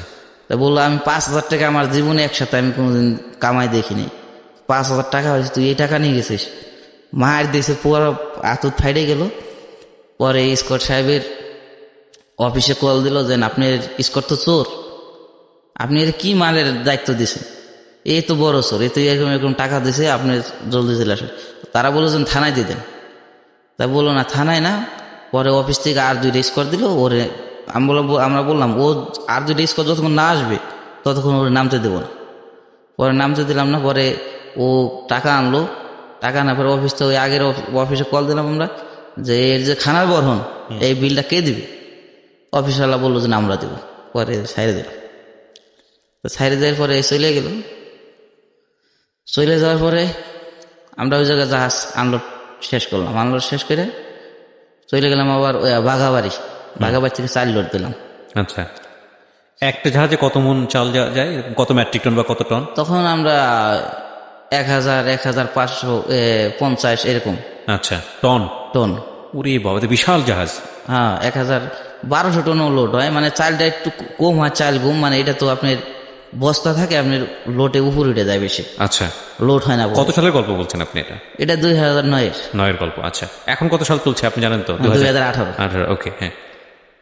পরে যাওয়ার পরে চাল লোড করলাম। চাল লোড করার পরে স্কট 2টা স্কট দিছে। তারা ওই হেজের উপর টাস খেলাইতো। তা টাস খেলানোর পরে আমি বললাম যে আপনারা ডিউটি দেন, ডিউটি ভালো করে দিন, এখন তো চোর টোর বেশি। বললো আমাকে শুনতে যে চুরি করে হেকিরা। তা এই কথা বলার পরে ঘুমের ওষুধ নিয়ে আমাদের সুগানি কিনে। কে? আমাদের সুগানি জাহাজের। সুগানিটা কি জিনিস? সুগানি হইলো মনে করেন যে মাস্টারের পরে। মনে করেন যে ওই মাস্টার মানে যা হুলটা নেই, বাংলা কথা মনে করেন মাস্টারের সহযোগী আর। আচ্ছা আচ্ছা, ওকে, হ্যাঁ। তা ওই সুগানি সাহেব বললো যে কি করা যায়, ওরা তো চ্যালেঞ্জ করছে, কি চ্যালেঞ্জ করছে, মাল বেচা যাবে না। বললাম তা ঠিক আছে। তা ঘুমের ওষুধ খাওয়াই দিলাম। ঘুমের ওষুধ খাওয়াই দেওয়ার পরে কিছুক্ষণ পরে লাল মাল পরে আর সোজা কথা ঘুমাই গেছে। ঘুমাই যাওয়ার পরে 50 বস্তা চাল বেচে দিলাম দুজনে। আচ্ছা। তো তখন আমার এখনো খুব আল্লাহর রহমতে 50 কেজি 60 কেজির বস্তা আমার বডি টাচ না করে আমি মাথায় উঠাতে পারি এখনো। আচ্ছা, কোনো বডি টাচ হবে না এরকম ভাবে 50 কেজি টানে তুলে একদম মাথায় কোনো বডি টাচ হবে না। তো তখন 50 কেজি বস্তা আমি ফেঁকে সাইডে বোট লাগাইছি, ছোট বোট, ওখান থেকে চেঙ্গাবাড়ি সাইডে যায় পরে। কতগুলো বস্তা বিক্রি? 50 বস্তা। 50 কেজির বস্তা 50টা। এটা কি আপনারা মানে ইচ্ছা করেই করতেছিলেন? ইচ্ছা করে, ওই চ্যালেঞ্জ করছে ওরা। আচ্ছা। তাই খুব ভালো চাইছিল। তো বেচার পরে আমরা ওখান তো অর্ধেক দাম দেয়, আমাদের টাকা দিল হলো 30,000 টাকা। ওকে, ভালো চাইল একটু। 30,000 টাকা দেওয়ার পরে আমরা ওই সিল মিল সব আবার আগুন দিয়ে হিট দিয়ে লাগাই দিলাম। লাগাই দেওয়ার পরে ওরা সকালবেলায় সুস্থ হয়ে গেছে। সুস্থ হয়ে যাওয়ার পরে যে মেডিসিন আনছে বলছে যে এদের কোনো পানি টানি ছোঁয়ান যাবে না, রোদ উঠলে রোদে রাখবেন, 1 ঘন্টা পরে সুস্থ হয়ে যাবে। এদের মেডিসিন হলো রোদ। বললো কড়া রোদের ভিতরে রাখলে 1 ঘন্টার ভিতরে সুস্থ হয়ে যাবে। তাই রোদে হেজের উপর ফেলাই রাখছি রোদের ভিতরে। সকালে বেলা উঠছে, তার ঘন্টা দেড়েক পরে 2জন চেতন হয়ে গেছে। কয় কি আমরা ঘুমাই গেছিলাম? বললাম কি জানি, আমরা তো বলতে পারিনি, আমরা তো ওর ভিতরে ঘুমাইছিলাম। পরে মাল ওখানে দিয়ে আশুমাস মাল নিয়ে গেছি, মাল বুঝাই দিয়ে শর্ট পরে আপনার 50 বস্তার মতো শর্ট পরে বেশি। আমাদের বলছে মাল কম পরে। আমরা বলছিলাম উস্কার সাহেব আছে, তাকে টানতে মাল বুঝাই নেন। মাল তো হেরাও ডিউটি ছিল, আমরাও ডিউটি ছিলাম। মাল শর্ট করলে আমরা কি করবো? হয়তো টালিতে ভুল হয়েছে, দেখা গেছে 25টা করে টালি বাঁধে। বললাম 2 মোটা ভুল হইলে তো 50। আমি ধৈর্য ধরে সবাইকে বলবো যে আপনারা আজকের এই এপিসোডটি শেষ পর্যন্ত শুনুন, বিশেষ করে মেহেরা এই এপিসোডটা বিশেষ শুনবেন। এবং কেন বলছি সেটা শেষ পর্যন্ত গিয়ে আপনারা বুঝতে পারবেন। আমাদের আজকের অতিথি আব্দুর রশিদ, তার কাছে আমি কথা না বাড়ি আবারও ফিরছি। রশিদ, পরে খুব আমি তো বেশি কথা বলতে পারি না, উপরে মাস্টার লেভেল আছে, লোক আছে, আমি বললে বলে এই ছেলে তুমি তো ছোট, তুমি কি জানো, এরা কথা বলতে সেরা কথা বলো। তা আমি চলে আসলাম, চলে আসার পর তারা কথা বললো বোধ হয় 2 মুঠা ভুল হয়েছে, আপনার স্কোরও ছিল আমরাও ছিলাম। পরে ওটা ওখানে মীমাংসা হয়ে যায়। তো মীমাংসা হওয়ার পরে আমার তখন 1.5 লাখ টাকা জমি মাস্টারের টুন। মানে মাস্টারের কাছে টাকাগুলো রাখতেন? হ্যাঁ, মাস্টারের টুন টাকা রাখতে, আমার তো টাকা রাখার জায়গা নেই। তা আপনি আর কিছুদিন গেল, যাওয়ার পরে তারপর 2010 সাল পর্যন্ত ওই জাহাজে চাকরি করলাম। তো বাংলাদেশের বিভিন্ন জায়গা থেকে আশুগঞ্জ, লিপসা, ছাতক, গোয়েনঘাট, সালটেঘাট, কুইস্টে, বেড়ামারা, যশোর টসরের দিকে বহুত জায়গায় গেছি বাংলাদেশে, আমি ভ্রমণ করছি। 2010 সাল পর্যন্ত আমার টাকা হলো 3 লাখ। 3 লাখ টাকার জায়গা থেকে আমি আসবো, আমার কিছু স্পেশাল প্রশ্ন আছে। ঈদের দিনগুলোতে কি করতেন? বাড়ি করতে ঈদের কোন দিনগুলোতে আমি কোথাও যাইতে পারতাম না, কারণ জাহাজের পাক করা লাগতো। ঈদের খানা, মাংস, পোলাও টোলাও, আমি মানে কি বলবো, মানে বহুত আইটেম পাকাইতে পারি, বহুত। এটা নিজেও করা যাবো না, আমি নিজে নিজে আইটেম তৈরি করি। এগুলো নিজে নিজে শিখেছেন? নিজে শিখছি। আমি মনে করেন যে একদিন মাস্টার বললো যে তুমি ভর্তা কি কি বানাইতে পারো, আমি 23 পদের ভর্তা বানাইছি। মাছ থেকে ভর্তা শুরু করে, মাছ দিয়ে পুঁই শাক দিয়ে ভর্তা। পরে সেদিন সাহেব আসল, সাহেব আমাকে 3000 টাকা দিচ্ছে খুশি ভর্তা খায়, খুশি হয়। তিনি রুয়াই পেট্রোনো যায় বলছে, তিনি রুয়াই বহুত ধনী ব্যক্তি। তিনিরা প্রায় 20-30টা জাহাজ ছিল তখন। বিশাল। তারপরে আপনার এই রোডে, আপনার এই বিশ্ব রোডে আপনার বিল্ডিং আছে, মানে হোস্টেল, বহুত ধনীর ব্যক্তি মেরে। আর আমাদের সাহেব, ওই সাহেব খুব স্ট্রং, মানে বডি টডি নায়ক শাহরুখ খান ফেলে এত স্ট্রং বডি। না, শাহরুখের তো অত স্ট্রং বডি না আসলে, মানে বডি স্ট্রং খুব। আচ্ছা। তখন ওই ছেলে দেখে আর কি সাহেবের সাথে বিয়ে দিয়েছে, যেটা আমার ধারণা। ওকে। পরে ওই সাহেবের ম্যাডাম একটু বলছে এরকম আমাকে জাহাজটা একটা ছেলে আছে, খুব ভালো খাপ পাকাইতে পারে। তাই ওই ম্যাডাম বিশ্বাস করে নাই, তাই বললো দেন। তাই ওই আমার মাস্টারে কল দিচ্ছে, তখন আমার মোবাইল নাই। মাস্টারে কল দিচ্ছে, আমরা তো একদিন আসবো, আমরা ঢাকা আসছি, আমরা জাহাজ আছে কোন জায়গায়? বললো জাহাজ তো আশুগঞ্জ আছে। বলছে তোমাদের ম্যাডাম যাইতে চাইতেছে, মালকিন যাইতে চাইতেছে, তাই কি আমরা আসবো একদিন? তা বললো ঠিক আছে আসেন না। আমার বলতেছে যে তোমার সাহেব বলতেছে তোমার বড় ভাই আসবো, মানে আমার ওই ভাই বলতো। বলছে তোমার ভাই আসবো, তাই কি পাকাবো? ও জানতো আপনার বিষয়গুলো, যে একবারে ছোটবেলা থেকে গল্পগুলো জানতো? হ্যাঁ, ওই মাস্টারে জানতো। ওকে। তা বলছে তোমার তো ভাই আসবো, কি করবো? মানে ওই সাহেব রে ভাইয়া কইতাম। না, সাহেব কি জানতো যে আপনার? না, সাহেব এখনো জানি না। আচ্ছা। তা বলছে ভাইয়া আসবো, কি পাকাবা? তাই বললাম যে টাকা দেন। আমার 5000 টাকা দিল বাজার করতে। তাই আমি ওই দিন মনে করেন যে আপনার চিংড়ি মাছ, গলদা চিংড়ি, তারপরে গলদা চিংড়ি কিনলাম 2টে, একটা 300 গ্রাম করে। 2 জন আসবে তারা, 2টা গলদা চিংড়ি কিনলাম। আর লোকজন সবাই ছিল, একদিনকে বাগদা কিনলাম। বাগদা 1200 টাকা কেজি, হাফ কেজি বাগদা কিনলাম 600 টাকা দেয়। আর ওই 2টা হলো স্পেশাল সাহেব আর সাহেবের ম্যাডামের নিকে। পরে মাছ কিনলাম একটা, আপনার মাছটা হইলো পুডি কাপ, ওই বাইরের জাপানি পুডি বলে, ওটার ভিতরে আবার ডিম হয়েছে প্রায় 1.5 কেজি মাছ, মনে হয় 1/2 কেজি ডিম হয়েছে, এত ডিম। আচ্ছা। তাই ডিম দেয় ওই বুনাই এক পথ করলাম, ওই মাছ দেয় ভর্তা করলাম, এরকমই করে। এটাই আপনি ওই সাহেব যেদিন আসছিল ওই দিনকে 30 পদের বানাইছিলাম। আচ্ছা। ছোট ছোট বাটির ভিতরে সাজাই ভর্তা। পরে লাস্টে ওই পদে পদে তো রাখা যায় না, ডাউল ভর্তা, বাগুন ভর্তা, বাগুন বাজি, বাগুন আবার সেদ্ধ করে ভর্তা, মানে বিভিন্ন আইটেমের বাগুন 4 পদের হয়ে গেছে। পরে আপনি ওই বড় ডিশ বলের ভিতরে সাজাই রাখছে। ছোট বাটি এত পাবো, ছোট বাটি হলো 10-12টা। আচ্ছা। পরে সেদিনকে ম্যাডাম খাই খুব খুশি হয়েছে। ম্যাডাম বলছে যে তুমি কার্টুন চাইছ, তোমার আমার তো। আমি বলছি আমি তো কার্টুন তো শিখি নাই, আমার ব্রেনটে যা করে তাই আমি করি বাস। তাই বলছে এরকম ভাবে? আমি বললাম হ্যাঁ, আমি তো এরকম ভাবে পাকাই। পরে খুব সে আশ্চর্য হয়েছে। আমি আবার ওই পরে এসবই করার পরে ম্যাডাম যাইতে কাল 2000 টাকা দিল, সাহেব 1000 টাকা দিল। তাই এরকম করে 2010 পর্যন্ত শেষ হইলো। আচ্ছা। 2010 শেষ হয়ে 11 পড়লো, 3 লাখ টাকা হয়ে গেছে মাস্টারের 3 লাখ টাকা আমার হয়ে গেছে। 3 লাখ টাকা হইলে কি করলাম, আমি সৌদি আরবের লাইন দিলাম। সৌদি আরবে চলে যাবেন? যে সৌদি আরব যাবো আমি। তাই সৌদি আরবে তখন হলো মেরুল বাড্ডায় এক দালাল আছে আমাদের এলাকার, এর সাথে যোগাযোগ করে বললো তো টাকা দিয়ে লাগবো, তোর মালিকানা বিষয়। বললো যে 2.5 লাখ দিতে হবো। তাই আমি বললাম 2.5 লাখ দিলে তো আমার হয়ে যাবো, আর 50,000 বাঁচবো আমার ঘোরাফেরা এটা। ইয়ার ভিতরে আবার মাস্টার বললো তুই কি বাহির যাবে? আমি বললাম হ্যাঁ বাহির যাবো। তো মাস্টার তো জানে আমার ঘটনা সব, যে আমি বাড়ি কেন যাই না, সব তো মাস্টারে খুলে বলছি। পরে 2011 দিকে ভিসা নিলাম। ভিসা নেওয়ার পরে পাসপোর্ট করলেন কিভাবে? এটা আসতেছি আস্তে আস্তে। পরে ভিসা নিলাম, ভিসা নিয়ে তো তিনি তো সবকিছু জানেন আমার, তাই তিনি যে নাম ওই নামে আমার পাসপোর্ট তৈরি করে দিল। তিনি নাম মানে ওনার? ওই দালাল, আচ্ছা দালাল সাহেবের নামে পাসপোর্ট করলাম, ইমার্জেন্সি 7,000 টাকা। আচ্ছা 7,000 টাকা পাসপোর্ট করার পরে ভিসা বললো যে ফ্রি ভিসা, তুমি বাইরে কাজ করতে পারো। তাই ওই দালালের মাধ্যমে ওনার বাপ বানাই পাসপোর্ট করছি। পরে জন্ম নিমন্ত্রণ কার্ড উঠেছে, মনে হয় যে এখন সেই বয়সে মনে হয় যেন আমার 40 ছাড়াই যাও জন্ম নিমন্ত্রণ কার্ড। তো যাওয়ার পরে সৌদি আরবে গেলাম।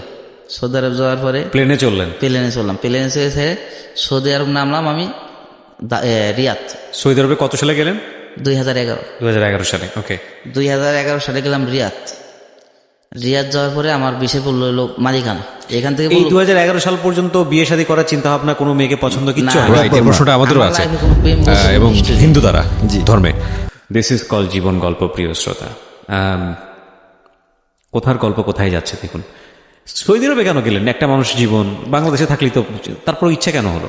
ইচ্ছা হলো যে আমি এখানে করতেছি, ওখান থেকে টাকা পয়সা কামাইলে আমি বিয়ে শাদী করতে পারবো, টাকা হইলে সবাই মেয়ে দেবে। আমি একটা বাড়ি করলে বাদে সবাই যে বাড়ি আছে একটা মেয়ে দেবে, মানে পরিচয় না, জন্ম পরিচয় যদি নাও থাকে, নাও থাকে, একটা বাড়ি ঘর থাকলে বাড়ি একটা করতে পারলি যে সবাই ওই অমুকের একটা বাড়ি আছে, যে কোনো একটা মেয়ে আমি বিয়ে করে শাদী করতে পারবো। জি। আর এখন তো মনে করেন যে ঘোরা ফিরে যাবো না। এখন আমি যতই ভালো হই, যতই ইমানদার বান্ধা হই, কেউ বিশ্বাস করবে না যে কোথেকে আইছে কি করছে তার কোনো নির্দিষ্ট নাই। রাইট, এটা তো কথা সত্যি। এটা মনে করে আপনি সৌদি আরবে গেলেন? সৌদি আরবে গেলাম 2011 সালে। তারপর 2011 সালে যাওয়ার পরে ওখানে প্রচুর গরম, গরমের ভিতরে গেছি, খুব খারাপ লাগতেছে গরমে। পরে তো যাই সেরে বিষে বিষে মালিকানা আমার এখান থেকে বলছে ফ্রি বিষে, ওখান যায় মালিকানা। 3 মাস আপনার ওই সৌদির ল্যাবলুন বলে আপনার ঘাস, তা ওই 3 মাস আমি ওই ঘাসের কাজ করলাম, মানে বকরির ঘাসটা দেওয়া লাগে, ঘাস কেটে বকরিকে খাওয়া দিতে। আচ্ছা, মানে ওই মালিকের আন্ডারে ছিলাম? মালিকের আন্ডার ছিলাম। তো বললাম আমার ফ্রি বিষয় দিল মালিকানা। তাই যখন আরবি বলতো কেবল হাল, আমি বুঝতাম না যে কেবল হাল কি মানে কেমন আছো। পরে বহুত কিছু বলতো, বুঝতাম না। পরে না বোঝার পরে আস্তে আস্তে ওই একটা বাঙালি পেলাম সাইডে, তো তিনি ওখানে আমি প্রতিদিন রাত্রে যাইতাম, সন্ধ্যার পরে কাজ শেষ রাত্রে ওখানে যাইতাম। তিনি ছিলেন খাজুর গাছের মাদরা, মেশিন চলাইতো। খাজুর গাছে কি করতো? খাজুর গাছে পানি দিত। আচ্ছা, ওই মেশিন চলাইতো আর কি। আচ্ছা আচ্ছা। তো তিনি ওখানে যাওয়ার পরে ওই বরমিয়া বলতাম আর কি, এর বাড়ি ছিল সিডিয়াঙের ওদিকে, বরমিয়া বলতাম। তাই ওখান থেকে তিনি কিছু ভাষা শিখালো। আর ওই সৌদি বলতো যা আমি ওখান যাই রিপ্লাই করতাম যে সৌদি এটা বললো, এটার অর্থ কি, তাই সব তিনি বোঝাতেন। তাই 1 বছর করার পর আমি ওখান থেকে বাইকে গেলাম। চুরি করে চলে গেলাম মানে বাইকে গেলাম। হ্যাঁ, আচ্ছা, ওকে। বাইকে 1 বছর টাকা পয়সা দেয়নি? টাকা দিছে, টাকা তো আমার কাছে, আমি কোথায় রাখবো, কাছে টাকা। আচ্ছা, তো 1 বছরে কি পরিমাণ টাকা হলো? টাকা প্রায় বাংলাদেশে 2 লাখ টাকার মতো। 2 লাখ টাকা মতো, ওকে। তা টাকা আমার কাছে। খাবার দাবার ঠিক মতো দিত? খাবার দিত, কিন্তু নিজে পাকায় খাইতাম আমি। ও, টাকা আমার কাছে পকেটে। কাজ ছিল ছাগলের ঘাস কেটে, এছাড়া কোনো কাজ নেই? দিত কোনো কাজ। কত ছাগল ছিল ওখানে? ছাগল ছিল প্রায় 2 থেকে 300 ছাগল। খামারের মালিক তাহলে? হ্যাঁ, খামার। আচ্ছা। তাই ওই 2 লাখ টাকার মতো হলো বাংলাদেশে। তাই ওখান থেকে আমি পালাই গেলাম দাম্মামে। হ্যাঁ, কাগজপত্র ছাড়া। আচ্ছা। তাই দাম্মামে যাওয়ার পর ওখানে মোটামুটি ইসের কাজ ছিল, আপনি বিল্ডিং কনস্ট্রাকশনের কাজ শিখলাম। কাজ শিখে আগামা ছাড়া। তাই কিছুদিন কাজ করার পরে ওখানে আবার বাঙালিরা পার্টনারে কাজ নেয়। আচ্ছা। যে এই বিল্ডিংটার পুরো লিয়াসা করবো, আপনি টাইলিশ মানে সিমেন্টের টাইলিশ করে লিয়াসা করবো, কত কন্ট্রাক্ট, যেমন 2 লাখ 1.5 লাখ, ওই দেশের বাংলাদেশের 40-50 লাখ এরকম কন্ট্রাক্ট নেই। তাই ওটা করলাম তার সাথে 2013 সাল পর্যন্ত। আচ্ছা, 2013 সাল, 11 থেকে 13, 11 থেকে ওই 12 থেকে 13, 1 বছর। 1 বছর পরে করার পরে আমি কাজ নিয়ে শুরু করলাম। কাগজপত্র নেই আমার, 1 সৌদি ধরলাম। আরবিতে তখন পুরো ফটো হয়ে গেলাম। আরবিতে 24 ঘন্টা বলে, এরকম অবস্থা হয়েছে, আমার সমস্যা নেই। তা আরবিতে যাই সাহেব প্রথম কাজ নিলাম, প্রথম করলাম। করার পরে পরে আমাকে যে গেলাম লেখাপড়া জানি, আরবিতে সব হিসেব বুঝি, যত মিলিয়ে আরবিতে হিসেব করতে কোনো সমস্যা নেই। তাই আমার বললো, তাই বলার পরে এর ভিতরে একটা মিস করে গেছে। আমার যে মালিক ছিল, জি, তিনি খুব ধার্মিক ছিল, নামাজি। এই আগের মসজিদের ইমাম, আগের মালিক, মানে ছাগলের যে কাজ জি, করেছে। জি। হ্যাঁ, okay. তিনি কি করতো, বিকেল বেলা টাইম হলে আমার আজান দিয়ে যেত, ও আজান দিয়ে নামাজ পড়তো, ও পড়তো আমি পড়তাম। আচ্ছা। তা আজান দিয়ে নামাজ পড়ানোর পরে ও আবার কইলো যে আমি বললাম যে আমি তো লেখাপড়া জানি না। তা ও কি করতো, একটা খাতা এনে লেখা দে, আলিফ বা এগুলি পড়াইতো আর কি। আচ্ছা আচ্ছা। খুবই ছিল পড়ানোর পরে, পরে আবার আজান দিয়ে যেত, আব্দুর রশিদ তাল তাল ইয়াল্লা সালা রাখি আজান। আজান দিতাম, আজান দেওয়ার পরে একেবারে দিন নামাজ পড়তাম। তা নামাজ পড়ার পরে ও ইয়ের ভিতরে আবার এর একটা এসি খারাপ হয়ে গেল। ওকে। এসি খারাপ হওয়ার পরে ওই এসিটা দুইটা পাকিস্তানি লোক লাগে আনতে নামাইতে আর কি। তা ওই এসিটা আমি একলা নামাইছি, মানে এসিটা কিরকম আমার বরাবর, তাই আমি হালকা বাইক করে টান দিয়ে মাথায় নিয়ে তারপর নামাইছে ওরতে ধরে। তো ও আমার ফলে অবাক হয়ে তাকায় রয়েছে যে দুইটা লোক লাগে এসি নামাইতে। ও তো জানে না যে 50 কেজির বস্তা আপনার বডি টাচ না করে আপনি তুলে ফেলেন। এনে ও খুব তাকায় রয়েছে। তাকায় থাকার পরে ও বলতেছে ইনতা কে ফাদা, ইনতা গাউই, কইস তুই শক্তিশালী, ইনতা গাউই। আমি কই আইও। পরে খুব খুশি হয়েছে মালিক, খুশি হয়ে আমার টাকা দিল 500 টাকা হাজিয়ে। আচ্ছা। বাংলা 10,000, তখন রেট কম আরই, এখন তো আরো বেশি। 10,000 টাকা দিল, দেওয়ার পরে আমি ওই পলাইলাম, পলানোর তো যেদিন পলাবো ওই দিন এই কাহিনী। মানে ওর কপালও নিজেই পুড়লো আর কি। হ্যাঁ, পরে যাওয়ার পরে 1 বছর পরে কাজ কন্ট্যাক্ট নিয়ে শুরু করলাম। জি। কন্ট্যাক্ট নেওয়ার পরে খুব আমার উড়ে ধরে কামায় পয়সা আসবে না গেলো, প্রায় ওই দেশের 1.5-2 লাখের মতো টাকা চলে এলো। ওরে, ও বহুত টাকা। টাকা আসার পরে আমার কাগজপাতি ছাড়া, তাই এক সৌদি দিলাম যে আমার কাগজপাতি করে দিবি, কত টাকা নিবি? বললো যে তাহলে টাকা দিতে ও তোর 50,000 রিয়াল, যদি বৈধ হতে পারস। প্রথম 20,000 চাইছে, পরে আস্তে আস্তে খালি বাড়াইছে, তখন টাকা জমা দিয়েছি 20,000, আস্তে আস্তে বাড়াই পেরে 50,000 টাকা একই সিস্টেম। হ্যাঁ, টাকা নেওয়ার পরে আমি কাজ ধরলাম তাইফে। ও তখন আমার আকামা হয়ে গেছে, জিদ্দার মালিক। তাইফে কাজ নিলাম, ওখান থেকে তাইফ চলে গেলাম। তাইফে যাই এয়ারপোর্টের ভিতরে কাজ, আপনার এই যুদ্ধের ট্রেডিং চলে ওটার ভিতরে, এয়ারপোর্টের ভিতরে কাজ। 4টা বাঙালি গেছে ট্রেডিং দিতে, আর পাকিস্তানি আছে কয়েকটা, ওই সৌদি আনকো ট্রেডিং দেয়। তো মনে হয় যে 10 মিনিট পর খালি ফাইটিং বিমান উঠে কান কোন তালা লাগে যায় সোজা কথা। আচ্ছা। পরে ওটার ভিতরে কাজ নিলাম, কাজ নেওয়ার পরে ওই কন্ট্যাক্ট নিয়েছি যে ওটার ভিতরে যে আশকারি বলে, আশকারির জন্য ওই যেমন বাংলাদেশের যেমন বড় অফিসার আছে, ওটার ভিতরে ওই বড় অফিসারের আন্ডারে লোক কাজ। আচ্ছা। এর আবার বাহিরে মহাচাচা আছে, জি, ওই মহাচাচার আন্ডারে কাজ ধরতে হয়। তা ও কি করছে, টেন্ডার ওর মহাচাচা কাজ ধরছে, আর ও পার্সেন্টেজ খায় আমাদের দিয়েছে কাজটা ওই সৌদি। আর ওই সৌদি 3টা বিয়ে করছে। পরে না কাজ করার পরে কিছুদিন পরে না টাকা দেয় না, অর্ধেক কাজ হয়ে গেছে, টাকা দেয় না। টাকা দেয় সীমিত টাকা, আমার লোক খাটে 50টা। তো 50টা লোকের মনে করেন যে ডেইলি বেতন আছে আপনার 200 টাকা, ওই দেশে বাংলা 4,000 টাকা, মানে টাকা ক্যাপচার করা পারতেছি না। পরে কাজ বন্ধ করে দিলাম, কাজ বন্ধ করে দেওয়ার পর তিনি টাকা দিলেন প্রায় 2.5 লাখের মতো। তা 2.5 লাখ মানে কি বাংলাদেশি টাকা? ওই দেশের টাকা, রিয়াল 2.5 লাখ রিয়াল। তা কাজ স্টার্ট করলাম, স্টার্ট করার পরে মাল ছাপানা সব ওই সৌদি দেয়। তখন 2013 লাগিয়ে গেছে পুরে, 14 পড়বে তখন। তা 14 পড়ার পরে টাকা পয়সা তিনি মার দিলেন কিছু আমার, প্রায় হিসেব করে 1,50,000 টাকা মতো পাইবে গেলাম। 1.5 লাখ টাকা দেয়, আর 3.5 লাখ টাকা দেয় না। তখন আমি খুব কান্দা করতেছি, লোকজনের বিল প্রায় 2 লাখ টাকা, এই শোধ করবো কিভাবে? হ্যাঁ, আর 50,000 টাকা ঠেক। তারপর তো আমার ব্যবসা যেটা হয়েছে এটা তো আটকাই রাখছে, আর নিজের পুঁজি ছিল ওরাও লাগাই দিছে ওই জায়গা। সৌদির লোক ছিল উনি নাকি বাঙালি ছিল? উনি সৌদি। আচ্ছা। সৌদির ন্যাশনালিটি সৌদি। উনি আশকারি, ওনার ভিতরে অফিসার, ওই এয়ারপোর্টের ভিতরে অফিসার উনি। এরা ওই ধরনের কাজ করে? হ্যাঁ। পরে উনি কি বললেন, আমি খুব কান্দা করতেছি। পরে একটা ওই জায়গায় লোক ছিল ইমুনি, ও হলো চাগাও মানাই যেত সৌদিদের। আচ্ছা। অফিসের ভিতরে হ্যাঁ, মক্তব বলে, মক্তব ভিতরে চাগাও মানাই যেত। বহুত কান্দা করতেছি। পরে আমি বলি, ও আর ওর সৌদির বন্ধু প্রায় 8-10 জন। আমি বললাম, হাদা আউল জামান আনা মালুম, হাদা তাইব মাররা খারবান, হাদা আওয়াল নবী আউয়াল রাকিব হেজর, বললাম যে নবী সাপরে তোরা পাথর মারছা, তোরা হেই জাতের লোক তোরা। আমি খুব কান্দা করতেছি, ইপকি হাদা ময়াবাররা, ওরা ইপকি। তো বহুত কান্দা করতেছি। পরে ওরা ওই চোখের জল ফেলান দেখলি ওরা সহ্য করা পারে না, ওরা বলে যে মানুষ কষ্ট পায় চোখের জল ফেলায়, এই জন্য ওরা সহ্য করতে পারে না। পরে ও তাড়াতাড়ি করে আমার 1 লাখ টাকা বাই করে দিল ওই সৌদি। তুই কান্দিস না, আর 1 লাখ টাকা পরে পাবি, মানে সরকারি বিল, এটা বিল হওয়া দেরি লাগে। এটা সত্যি কথা বলছে তিনি, যে বিল হওয়া দেরি লাগে, বহুত দিন পরে পাবি এই বিলটা। তখন আমাকে 1 লাখ টাকা দেওয়ার পরে আমি ওখান থেকে চলে আসলাম। আচ্ছা ওখান থেকে চলে আসলাম, ওই এদের ঋণ ফিন দিয়ে দিয়ে আমার 50,000 টাকা বাঁচলো। আচ্ছা, 50,000 মানে সৌদি রিয়াল। Saudi Real. আমি আসলাম ফের উমরা হজ করতে গেলাম। আচ্ছা, উমরা হজ করে ওখান থেকে ওই হজ করে 4 জন লোক গেল, 4 জন লোকের খরচা বহন করলাম আমি। সবকিছু দেখে টেকে নবী সাহেবের ওই বুড়ির বাড়ি টাড়ি সব তাই ঘুরে টুরে দেখে পরে চলে আসলাম আবার রিয়াদ।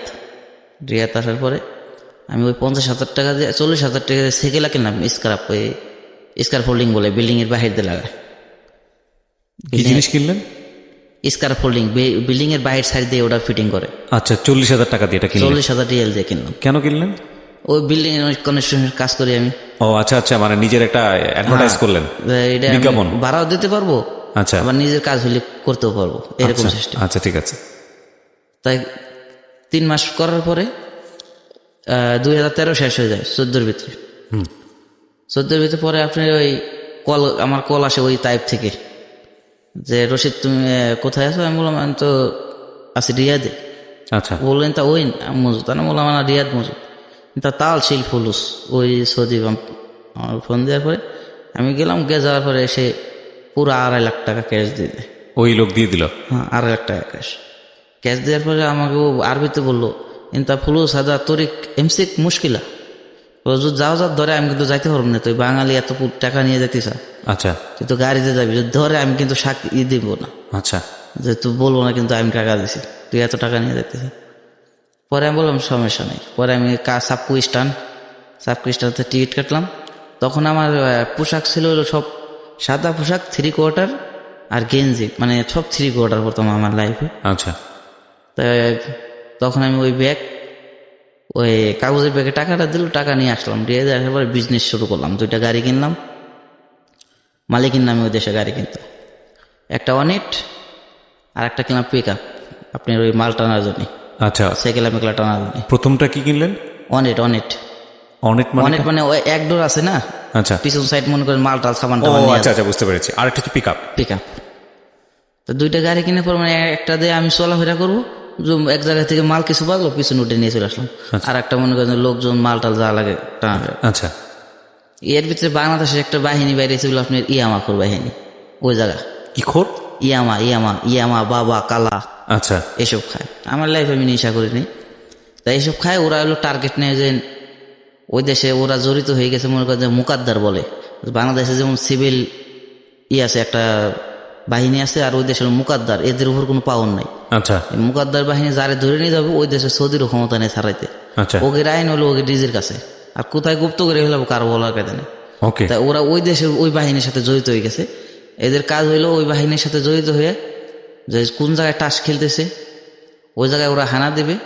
যেমন 2 লাখ 3 লাখ 5 লাখ 10 লাখ রিয়েল নিয়েও টাস খেলতে বসে। আচ্ছা, ওই মানে জুয়া খেলা। বাংলাদেশে মনে করেন যে বহুত বড় বড় ব্যবসায় আছে, যেমন বাতা মার্কেটে 3-4টা দোকান আছে, বহুত পয়সার মালিক, বিজনেস ফুন্ডের ব্যবসা ট্যাবসা বিশাল দিকে জড়িত। এরা জুয়েখোর, এরা ইস্তারা ভাড়া নিয়ে এসে টাস খেলে। তা ওরা আবার খবর পাইলি ওই বাহিনীর সাথে করে হ্যান্ডকাপ নিয়ে মায়ের দৌড় করে টাকা পয়সা নিয়ে এসে আর ওই জেলে নেয়। আচ্ছা, ওরা পায় 50, ওরা পায় 50, এরকম ভাবে। আচ্ছা, ওরা হলে 4-5 জন আছে এই দলে। আচ্ছা, এই বাঙালি, তার ভিতরে 3টা হলো নারায়ণগঞ্জের। আচ্ছা,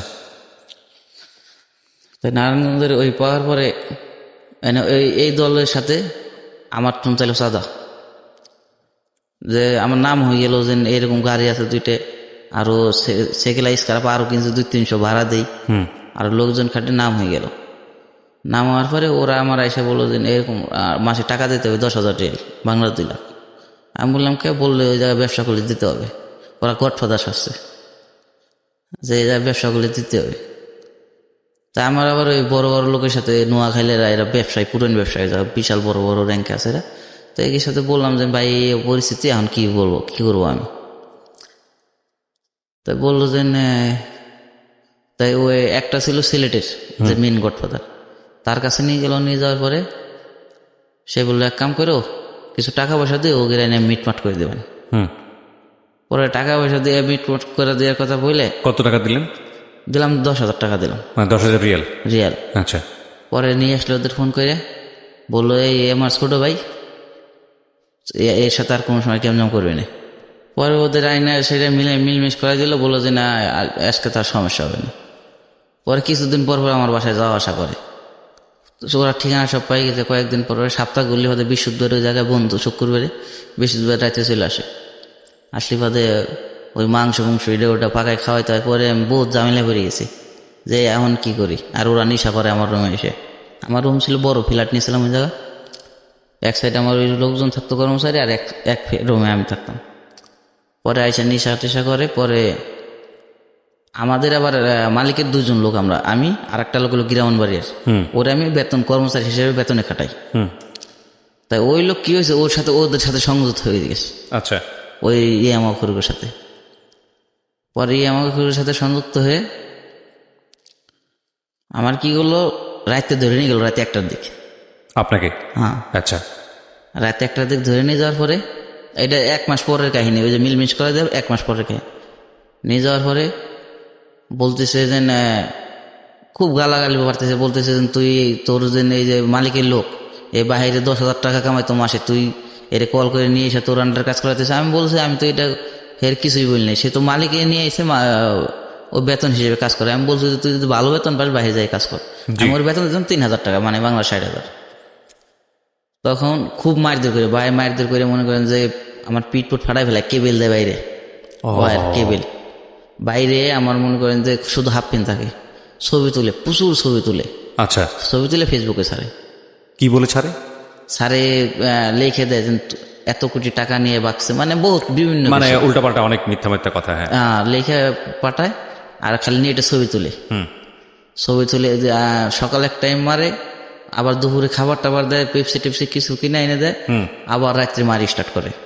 ওরা রাত্রে আসে, রাতে 1টার দিক আইসা মারপিট স্টার্ট করে। আর আমার রাখছে হলো মরুভূমি একটা জায়গার ভিতরে, ওই জায়গায় মনে করে কেউ থাকে না, ওই জায়গার ভিতরে নিয়ে রাখছে। আর একটা লোক ওরা দিয়ে ওই জায়গা, যে একটু দেখাশোনা করবি। ওকে। তা কেবিল দিয়ে মারপিট করার পরে 1 সপ্তাহ পরে আমার টাকা পয়সা যা আসলো সব জেনে যাচ্ছিল নিয়ে গেল। নিয়ে যাওয়ার পরে ওই মুকাদ্দার বাহিনী, জি, যেটা বলে, ওই বাহিনীকে নিয়ে এলো। ওই বাহিনীকে নিয়ে এসে আমার ধরে দিল। ওহো। ওই যে ওদের সাথে যে সংযোগ, মানে আন্ডারওয়ার্ল্ডে গুম করে ফেলে। হ্যাঁ হ্যাঁ। ওকে ধরাই দেওয়ার পরে ওরা কি করলো, আমার নিয়ে গেলো, নিয়ে এসে মাটির নিচে একটা গোডাউন আছে আপনার রিয়াদ শহরে, ওটার ভিতরে নিয়ে গেলো। যে মোবাইল টোবাইল কিছু নেটওয়ার্ক হয় না, মোবাইল আমার কাছে আছে। পরে বললো তোর মালিকের নাম্বার দে। তো মালিকের নাম্বার মুখস্থ দিলাম। মালিকরে বললো যে তোর লোক তো ইয়ামা বেছে, ইয়াবা বা কোনো কিছু, ইয়ামা বেছে। আর আপনার ওই কালা বলে, ওরা বাবা বলে। আচ্ছা। বাবা বেছে। তো ওই কালা বেছে, বাবা বেছে, এইসব বলে পরে আমার মালিক আর ওদিকে আসলো না। যেখানে নেশার কথা বলছে ওই জায়গায় তো ভালো ভালো লোকে আইতে পারে না। তখন আমাকে 3 দিন লাগতো। 3 দিন রাখার পরে রাত্রে ডাক দিল, নিয়ে এসে বাসনা বুসনা সব নিয়ে এসে এয়ারপোর্টে নিয়ে আসলো। এয়ারপোর্টে নিয়ে ডাইরেক্ট পাঠাই দিল বাংলাদেশ। তাই আমার 1 টাকা নাই তখন। তাই বললাম যে আমার মালিককে কল দিলাম যে আমার তুমি এরকম পাঠাই দিতেছে, তাই এখন তুই কি করবি, আমার তো টাকা নাই। তাই বললো যে ওই আলাদা যে একটা ব্যাংকের নাম্বার দেয়, আমি 500 টাকা দিতেছি। তাই ওই জায়গায় আমি কই পাবো। পরে এক বাঙালির বললাম যে ভাই একটা আলাদা যে ব্যাংকের কার্ডের অ্যাকাউন্ট দেন, নাম্বার দেন, আমার 500 টাকা আসবে। পরে ওই কথা বলার পরে 500 টাকা দিল। বাংলাদেশে এভাবে আপনাকে রিটার্ন পাঠালো কত সালে? এই তো 14-র ভিতরে, 2014 সালের দিকে। 14 সালে প্রথম, মানে 1 মাস গেছে। তখন আপনার মোটামুটি ভালো একটা অবস্থা ওই জায়গায়। তখন আমার বাংলাদেশের প্রায় 3-4 কোটি টাকার মতো বিজনেস খারাই গেছে তখন। 2 টাকা, ওই টাকার 1 টাকাও কি আপনি নিতে পারেন না? ওই টাকা এক হালাল আনতে পারিনি। ওইখানে মানে ওগুলো কি হলো তাহলে? ওগুলো সব কপিলের নামে করা। ওই যে গ্রামবাড়ির যে ছেলেটা, আচ্ছা, ও তো সব সাথে রাখছে, ও সব বুঝে রয়েছে, সব ওর আন্ডারে চলে গেছে। আর ওই গাড়ি গুড়ি বেচতে পারবো না, ওইটা সব কফিলের আন্ডারে। না বেসলে এটা কফিলের আন্ডারে। কফিল বলতে কাগজপত্র মানে যেমন আপনি আমার মালিক, ওই দেশে তো নিজের নামে কিছু করা যাবে না, আচ্ছা মালিকের নামে করতে হবে। মালিকের নামে করতে হবে। ও তো মালিকের আন্ডারে চলে গেছে। মালিকের আন্ডার চলে গেছে। আর ওই সেকেলে মেকেলা ওইটা ওই বাঙালি বেছে খাইয়ে যেতে পারবো, ওইটা কোনো কাগজপত্র। সেকেলা কি জিনিস?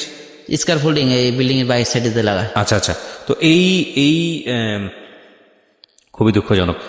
500 টাকা পাঠালো ওখান থেকে, 500 রিয়াল। হ্যাঁ 500 রিয়াল পাঠালো। আমি বললাম আমার তো বাড়ি গাড়ি ভাড়া যাইতে হবে, ওরা বুঝাইলাম জানা কে প্রফিট আনা ওয়াই থালালা মাফি আনা মুত হাদা দাম্মাম রাজধানী রো আনা বাদেন মুত আনা। পরেও 500 রিয়াল পাঠা দেওয়ার পরে আমি আসলাম, আইসে সেরে সুদা চলে এলাম আশুগঞ্জ। ওই সেই নৌকা। আবার আশুগঞ্জ গেলাম। আশুগঞ্জ যাই সেরে এক পোশাক, আমার দ্বিতীয় কোনো পোশাক নাই। যে যাই বললাম ওই সাইম খানে চাকরি করছে, বললাম যে ভাই সাইম খান জাহাজ এই জায়গায় আইসে, তখন একটা ক্যাপাসিটি রেখা দিলাম, চাকরি তো আমার নিতে হবে, তাছাড়া ওর দ্বিতীয় কোনো হয় না। বললো সাইম খান তো এখানে নামছি, নামার পর টাকা ভাঙটাইতে পারিনি। পরে এক বাজালা উঠাইলো, বাজালা বলো নেওয়ার পরে বললো যে আমি বললাম যে যাবো আমি সায়দাবাদ যাবো। তাই বললো এটা তো গাবতলি গাড়ি, সায়দাবাদ হচ্ছে কেন? আমি বললাম ভাই এরকম আমার তো টাকা নাই, আমি এরকম জেল খাইছি। তো জেল থা এর ভিতরে আবার কাহিনী আছে, আমি যে গাড়ির চালান শিখছি, আমার কোনো উস্তাদ নেই গাড়ি চালান শেখা। মানে ওই গাড়ি আমি সামনে বসতাম চলাই, তো আমি দেখতাম ফলো করে কিভাবে কি চলে, কিভাবে ব্রেক করে, এগুলো দেখে দেখে পরে আমি একলা মাজারের ভিতরে গাড়ি থুই গেছে আমার এক বন্ধু ফেরেন, ওই গাড়ি আমি একলা একলা চলাই শিখছি। আচ্ছা। পরে আর কি ওই কিভাবে ইশারা দেয়, কিভাবে করে সব তো ওইটি পারি। পরে কিভাবে লাইট ডিফার দিয়ে একলা একলা শিখছি। আচ্ছা। কারো কাছে যাইনি আমি। পরে শিকার পরে পরে তো চলে আসলাম। আসার পরে পরে বাজার বললাম যে আমার তো বাংলাদেশের টাকা নাই, আমার ঠন রিয়াল আছে। তা বললো কি করছেন ভাই আপনি, কেমনি আইছেন সুপারভাইজার? তাই বললো যে আমি বললাম যে এরকম এরকম জেল খাইতেছি। ও আমার 50 টাকা দিল, যে ভাড়া লাগবেন না আপনার গাফতলি নামাই দেবেন, 50 টাকাতে চা পান কিছু খায়। তাই আমি যাই, সেটা এত ক্ষুধা লাগছে, খাইনি 2 দিন, ওটার ভিতরে খাইতে দেয়নি। এর ইসে আইসি, প্লেনে আইসি, মানে খেপসা টেপসা দিচ্ছে, আমার ভালো লাগে না, খাইনি। পরে হোটেলে খাইতে বসি, ইলিশ মাছ ভাত খেলাম, টাকা দেন বাংলায় নেই, এটা মনে নাই, বিল আইছে 120 টাকা। মানে রিয়েল যে ভাঙাই না এটা? 500 টাকা বাংটা নেই, 120 টাকা বিল আইছে। রাত বাজে তখন 1টার দিক, তখন সব দালাল 120 টাকা আছে। আমি বললাম আমার তখন বাংটি টাকা নেই, 50 টাকা আছে। তা টাকাটা বাংটান জানি, তাই দেন। পরে এক বাজার কাউন্টার নিয়ে গেল, নিয়ে যাওয়ার পরে বললো যে এটা একটু বাংটাই দেন। তাই ওটার দাম আছে 10,000, আমারে বললো যে 5,000 টাকা পাওয়া। ওই জায়গায় বিল বাজাই না, আমি 5,000 টাকায় তারা দিয়ে দিলাম ওই 500 টাকা নোট। জি। চেক করে নিল, 5,000 টাকা দিয়ে আমি ওদিক দিয়ে চলে গেলাম আশুগঞ্জ। আশুগঞ্জ যাই গেলাম যে সাইম খান আছে নাকি, রাজু ভাই কি সাইম খান? বললো ওই জাহাজ তো এদিকে নাই। তা কি হয়েছে? আমি বললাম যে আমি তো ওটা চাকরি করতাম, চাকরিতে আইসি, এখন আমি কি করব? তাই এক লোক বললো যে আমাদের তো লোক দরকার, তুমি কি কাজ জানো? আমি কয়েক দিন লস্কর দেন, বাবুর্চি দেন, যেটা দেন, হেগের বাবুর্চি নেই। আচ্ছা আচ্ছা। তা বললাম আমাদের তো বাবুর্চি নেই, তাহলে তো ভালোই হয়, আপনি ওইটা করেন, আমার ঠিকানা কিচ্ছু জান না। 2014 এখন যেটা রানিং অবস্থা আছে। আচ্ছা আচ্ছা। তা বললো আমার তো বাবুর্চি লাগে, বাবুর্চি লাগবে। আমি বললাম হ্যাঁ বাবুর্চি পারবো, সমস্যা নেই। তা বাবুর্চি লাগবো। আমি ওটা হলো 22 তারিখ 18 তারিখের দিক। তা ওটার পরে অন্য একটা লোক 4 বছর ধরে বাজার করে, তা ওই 12 দিন পরে আমার বাজার দিয়ে দিল যে ভাই আমি 4 বছর করছি, এখন বাজার ঘাট আমি করবো না, তুমি বুঝে নেবো। মাস্টার টাস্টার সবাই বললো যে আমি তো তখন খুব সুন্দর ছিলাম, এখন তো রোদে থাকি। তো তখন সবাই বলতো যে আমার মাস্টার, পোশাক টোশাক কিনলাম ভালো, সবাই মানে এক জায়গায় গেলে বলতো মাস্টার, এরকম বলতো। পরে চাকরিতে ঢোকার পরে আমি বাজার সাদাই করে এরকম ভাবে চলে গেলাম। 3 মাস শেষ হইলো, 2 টিপ দিয়ে চলে গেলাম মোংলা যায় সেরে বাণী সালতে একটা বাজার আছে ওই জায়গাতে হাইটে আসতেছে, রোডের সাথে একটা মেয়ে খুব কান্দা করতেছে। সেকেন্ড ইয়ারে পরে, ইন্টার সেকেন্ড ইয়ার, খুব কান্দা করতেছে। বাড়ি খুব গরিব, মানে একবার খুব করুণ অবস্থা। বাইবিরা তার মাছ মারে আর ওরে পড়াশোনা চলে, থাকে হইলো আপনার খুলনা। তাই আমি বললাম যে ওই এক দোকানদারে খালা বলি, আমি বলি খালা ওই মেয়েটা কান্দে কেন? ওটা তো আমার বোনের মেয়ে, এরকম পড়াশোনা করতে চায়, তাই নোট মোট কিনে রাখবো, তো টাকা পয়সা নেই, এই জন্য কান্দা করতেছে।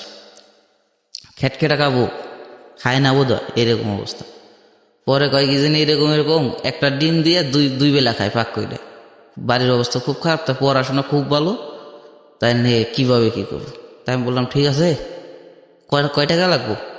বললো যে না আপাতত 1500-1600 টাকা হইলে। আমি বললাম 5000 টাকা দিয়ে গেলাম, যদি লাগে আমি যদি আসিয়ে দেখি তাহলে দিব আবার। চেনেন না জানেন না এরকম ভাবে টাকাটা দিয়ে হ্যাঁ, টাকাটা দিয়ে দিছি। আর ওই খালার তার কোনো ছেলে নাই, দুইটা মেয়ে, একটা মেয়ে বিয়ে হয়েছে বহুত বড় লোক বাড়ি, মেয়ে দুইটা চেহারা বলো, আর একটা মেয়ে আছে এখনো অনবিবাহিত, 18 বয়স, 18 বছর 3 মাস 4 মাস চলে এরকম। তাই বললো যে না, আমি টাকা দিয়ে দিলাম 5000, পরে খুব খুশি। বললো তুমি কি? আমি বললাম আমার বাড়ি তো ফরিদপুর, সমস্যা নেই, আমি বিদেশ থেকে আমার টাকা পয়সার অভাব নেই, তো নিবে না। মানুষ কত পরে বিচিত্র মানুষ। হ্যাঁ, পরে টাকাটা নেওয়ার পরে ওই খালা খুব ভালো জানে আমার, আমি তার বাড়ি আজ পর্যন্ত যাইনি, বাড়ির উপর যাইনি। এতদিন যে 4 বছরের রিলেশন, আজ পর্যন্ত আমি তার বাড়ির উপর যাইনি। পরে ওখান থেকে চলে আসলাম, চলে আসার পরে ওই বাজারে তখন প্রথম আমি সব জায়গায় রিলেশন হয়ে গেল, সবটা দোকানে। আমি একবার যাই, আমার একটা কি যে কোনো জায়গায় একবার বাজার করব, আমার এরকম খাতির হয়, বাইর ভোগ হয়ে ডাকে মহিলারা, ওদের বেশিরভাগ মহিলা দোকানদার। তা এক বাজারের দোকান, সবজির দোকান, সে পতিতালায় ছিল ওই মহিলা, এখন বহুটার মালিক, আমি জানি না। তা ওই জায়গা থেকে আমি বাজার করি, তো বাজার করি তখন ওই কতদিন টাকা কম যায়, আমি কই কি এত জিনিস নিব না, টাকা কম। কয় বাইর তোমার টাকা লাগলে 500 নিয়ে যাবো, বাজার যদি ছট পড়ে আরো টাকা দেয় আমার। পরে এরকম কয়েকদিনই করার পরে 15 দিন হয়ে যায়, টিপ নাই, জাহাজে যায় বাইন্দা রাখছি। পরে হের বাসা আবার সাইডে প্রায় 8-10টা বাসা ভাড়া দেয়া, আর ওই মহিলা আমার নিয়ে গেল বাসার ভিতরে, খানা দানা এটা ওটা করা। ও মহিলার বাড়ি আবার পরিচয় দিল এই ফরিদপুরের এদিকে। তা বললো তো তুমি তো আমার দেশি। পরে আশপাশের মহিলার দোকানদাররা কয় তুমি ওর হাত খাতের করে, তো ও তো পতিতালায় ছিল আমার বলতেছে। আমি বলতেছি পতিতালা থাকে সমস্যা, কিন্তু এখন তো আর থাকে না, এখন তো সে জায়গা সম্পত্তি সবকিছু মালিক। বলতেছে হয় এর মেয়ে দিব বোধহয় এই জন্য, আমি জানি ওনার দিনের মেয়ে আছে, পড়াশোনা করে এসে, আপনি খুলনা থেকে পড়াশোনা করে। তাই একদিনে বলতেছে যে আমার তো বাইরে বহুত সমস্যা। আমি কি সমস্যা? খালা ডেকে, যে খালা কি সমস্যা? বলতেছে যে তোমার এক বোন থাকে এরকম, এসে আমার 12,000 টাকা মাসে দিতে হয়। আমি বললাম যে আপনি তো কত বিজনেস, দোকান টোকান এটা ওরা, বাসা ভাড়া দিচ্ছেন? কয় হ্যাঁ আলহামদুলিল্লাহ আসতেছে। পরে এই কথা বলার পরে 500 টাকার মতো আমার বাকি ছিল। পরে আমি দিয়ে বললাম যে আমি চলে যাচ্ছি, আমি যদি ফের আসি দেখাবো। পরে আবার টিপ নিয়ে আসলাম, টিপ নিয়ে এসে আপনি ঢুকলাম হইলো জায়গাটা হলো দবদবে বেরিয়েছে এই যশোরের ভিতরে, ইউনিভার্সিটি হয়েছে তখন, ইউনিভার্সিটি রানিং হয়নি, তো ইউনিভার্সিটির বালির ভরাট করতেছে, বিল্ডিং করতেছে। তাই ওই জায়গায় যাওয়ার পরে ওই রাত্রে প্রায় 12টা-1টা বাজে, আমি আবার ওই টিভি দেখার নেশা, মুভি দেখার নেশা, তাই রাত 12টা-1টা বাজে আমি দোকান থেকে আসতেছি, একটা ছেলে 4-5টা মেয়ে। আমি যাইতে গেলে দেখছি যে আপনার এই দই বহুত কিছু বিভিন্ন জিনিস নিয়ে এসতেছে, আর ওই মোবাইল বাজায় আনন্দ ফুর্তি করছে। কলেজের মেয়ে ওই জায়গা তো আর আমাদের শিক্ষিত, ওই জায়গা তো আমাদের চলে না, রাত 10টা জ্যোৎস্না রাত। পরে সেদিনকে মেয়ে দিবস না কি ছিল অত স্মরণ নাই। পরে 12টা-1টার দিকে আমি আসতেছি, খালি মেয়ের কান্দার আওয়াজ পাই। তা আমার কান আবার এত সহজ, মানে একটু জ্বলাই হইলে আমার খটকা লাগলে আমি ওটা না দেখে ছাড়িনি। পরে মেয়ে কান্দার আওয়াজ পাই, ঘটনা কি? এই জায়গায় দিয়ে গেলাম 3-4টে ছেলে, একটা মেয়ে। পরে গেছে আগে গেছে বলতে একটা ছেলে বলে তুমি এখানে কি চাও? বললাম যে কান্দার শব্দ পাই, মানে ওই পাশে একটা ঘর আছে, বিল্ডিং এখনো পুরো কমপ্লিট করে নাই, 4 সাইড দিয়ে খালি দেওয়ালটা তুলছে, কেউ থাকে না, ওই বিল্ডিং এর ভিতরে আওয়াজ পাইতেছে। পরে আমি আগে যাওয়ার পরে ও আমাকে একটা চটকানা মারে, ভার্সিটির ফোলা। পরে একটা চটকানা মারে ফাঁদে, বল তুই এদিকে আসিস কেন, যেদিকে বাড়ি কোনে? আমি বললাম বাড়ি তো ভরে, তোর বাড়িতে কি করুন? পরে কয় তুই এই জায়গায় কি চাস? বললাম আমি একটা মেয়ের কান্দা শব্দ ভাই, কথা বলবি না, সোজা যাবি, মানে নেশা করতেছি ভাই, সোজা চলে যা। পরে আমি কি করবো, জাহাজে গেছি, জাহাজে যাই প্রায় আমরা 5-7টা জাহাজ। তাই ওই রাত্রে আমরা সবাই গল্প করতাম। তা সব জাহাজে 2-1 করে ডিউটি জাগনা থাকে। বললাম এরকম একটা মেয়ের দর্শন করতেছি, লাঠি মাটি সব গোছা, মানে দৌড়বাড়ি, এই সাইজ 2 হাত করে লম্বা, 12-13 জন আমরা রেডি হইলাম। রেডি হইয়া ও যেটা আমি বললাম তুই আগে যাবি না, ওর সামনে প্রথম আমি একলা গেছি। যে বললাম তুই কি বললি, তখন কয় তোর যাইতে বলছিস। এ কথা বলছে বাদে আমি বাড়ি মারছি, বাড়ি মারি তুই কি করবি, এক বাড়ি মারছে, চেক করে দিছে। চেক করে দিলি রুমের ভিতরে যেটা ছিল ওইটি বাইরে মানে দৌড়ে বাকছে পরে ওর ধরলাম আর ব্যাগটা যাই করলাম, দেখ রুমের ভিতরে কি। পরে যাই দেখ ওই মেয়ের দর্শন করতেছে, ও ভার্সিটিতে পড়ে, ওই মেয়েও নেশা করে। পরে ওরে নিয়ে আসলাম, নিয়ে আসার পরে রাত বাজে ফিরে 1টা, তখন আমরা কই যাব ওই মেয়ের নিয়ে। তখন সবাই আমার গালাগালি করতেছে, তুই এখন এই মেয়েরই যদি আমাকে ওর কেস টেস দেয় আমরা হসপিটাল যাবো না, কেউই রাজি হয় না। আচ্ছা, তখন আমি ওরে নিয়ে গেলাম হসপিটালে। ওখান দিয়ে সিএনজি চলাচল করে দবদবে ব্রিজের করতে, ওই ছোট ইগুলো আছে ওটাগুলো। পরে ওর নিয়ে যাওয়ার সময় নিয়ে সেটা নিলাম হসপিটালে। ও বললাম যে হসপিটাল যাব, আমি তো নাম জানি না ওই জায়গার হসপিটাল বললাম হসপিটালে যাব। পরে একটা হসপিটাল নিয়ে গেল, নিয়ে যাওয়ার পরে এনে বললো এটা তো পুলিশ কেস, পুলিশকে ফোন করতে হবে। আমি করলাম, করেন, পুলিশকে ফোন করেন। পরে পুলিশকে ফোন করার পরে আমার বললো কি সমস্যা কি। আমি বললাম এরকম রেপ করতেছে, তাই আমরা বাসায় উদ্ধার করে নিয়ে এসেছি, আরো সাক্ষী লাগবো, তাকে নিয়ে এসো। পরে ডাক্তারের বললো যে ঠিক আছে ট্রিটমেন্ট করো। তাই ট্রিটমেন্ট আমার তখন মাল চলে। পরে ট্রিটমেন্ট করার ভিতরে আমি গেলাম আবার দুপুর পাক শেষ করে 2টার দিক খাওয়া দাওয়া করে গেলাম। মেয়েটা কি অবস্থায় ছিল, সেন্সলেস নাকি? একবারে মানে কিছুই বলতে পারে না। মেয়েটার আমি যখন নিয়ে গেছি, মেয়েটার মানে আমি কান্দে করে উঠে নিয়ে গেছি। ওরা ছিল 5 জন না 6 জন জানি, অত বলতে পারবো না, কিন্তু একজনরে আমরা ধরে রাখছিলাম।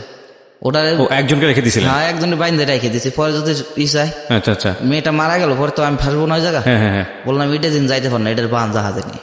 জাহাজে নিয়ে বাঁধছেন? ওটার বাঁধছি। বান্ধার পরে ওই মেয়েটারে, ওই ছেলেটা তারপর দুপুর হয়ে গেছে ছাড়িনি।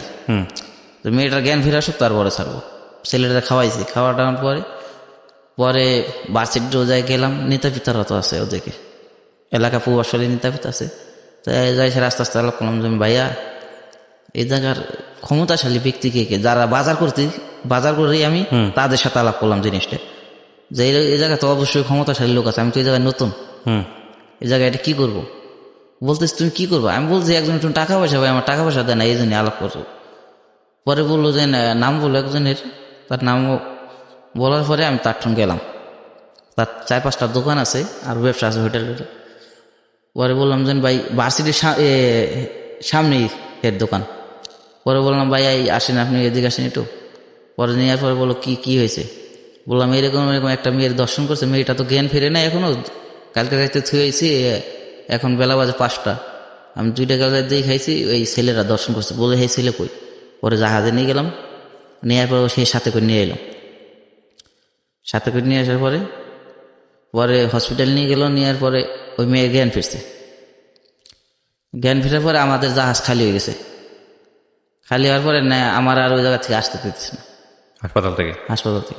পরে আমাদের জাহাজ চলে গেল, আমাকে যেতে দিল না, আমাদের জাহাজ চলে গেল সিলেট। সিলেট ছাতক আমাকে বললো যে এই মেয়ের দায়িত্ব তোমার নিতে হবে। পরে আমি ওখানে রয়ে গেলাম 2 দিন হাসপাতাল থাকার পর আমি হাসপাতালে রইলাম, পুরো সুস্থ হয়ে গেল। পরে মেয়ের ওই যে বড় ভাইরে ডাকলাম, ও বোধহয় টাকা পয়সা খায় এটা মিটমাট করে দিল, বললো কেস কভার। কিন্তু বিষয়টা কি দাঁড়ালো? মেয়েটা কোথা থেকে আসছে, মেয়েটার বাড়ি কই? বলতেছি আমি তখন বললাম, মেয়েটাকে বললাম যে তুমি কি কেস দিবা? কেস তো অলরেডি হয়ে গেছে। বললো তুমি কি যাবা থানা? বললো না আমি থানায় যাব না। তা আমি বললাম যে যাবা না, তাহলে তোমার সাথে এরকমই হইলো। তাই ওই বড় বাইরে ফোন দিয়ে নিয়ে আসলাম, আর ওই ছেলেটা নিয়ে আসলো।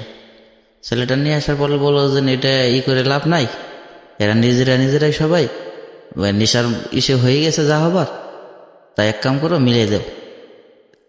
আমাকে বললো যে মিলিয়ে দিই, সমস্যা হবে না। ও দেখা সে টাকা পয়সা খাইছে কিছু। পরে বললো কেস করার দরকার নেই। তো মেয়েরে বললাম, মেয়ে বললো কেস করার দরকার নেই। পরে মেয়েরে বললাম যে তুমি এখন কোথায় যাবা? মেয়ে বললো যে আমি বাড়ি যাইতে চাই। থাকে তখন ওই হোস্টেলে। তো বাড়ি যাইতে চাও, ঠিক আছে তোমার বাড়ি কোথায়? বললো ফুলবাড়ি। কোন ফুলবাড়ি?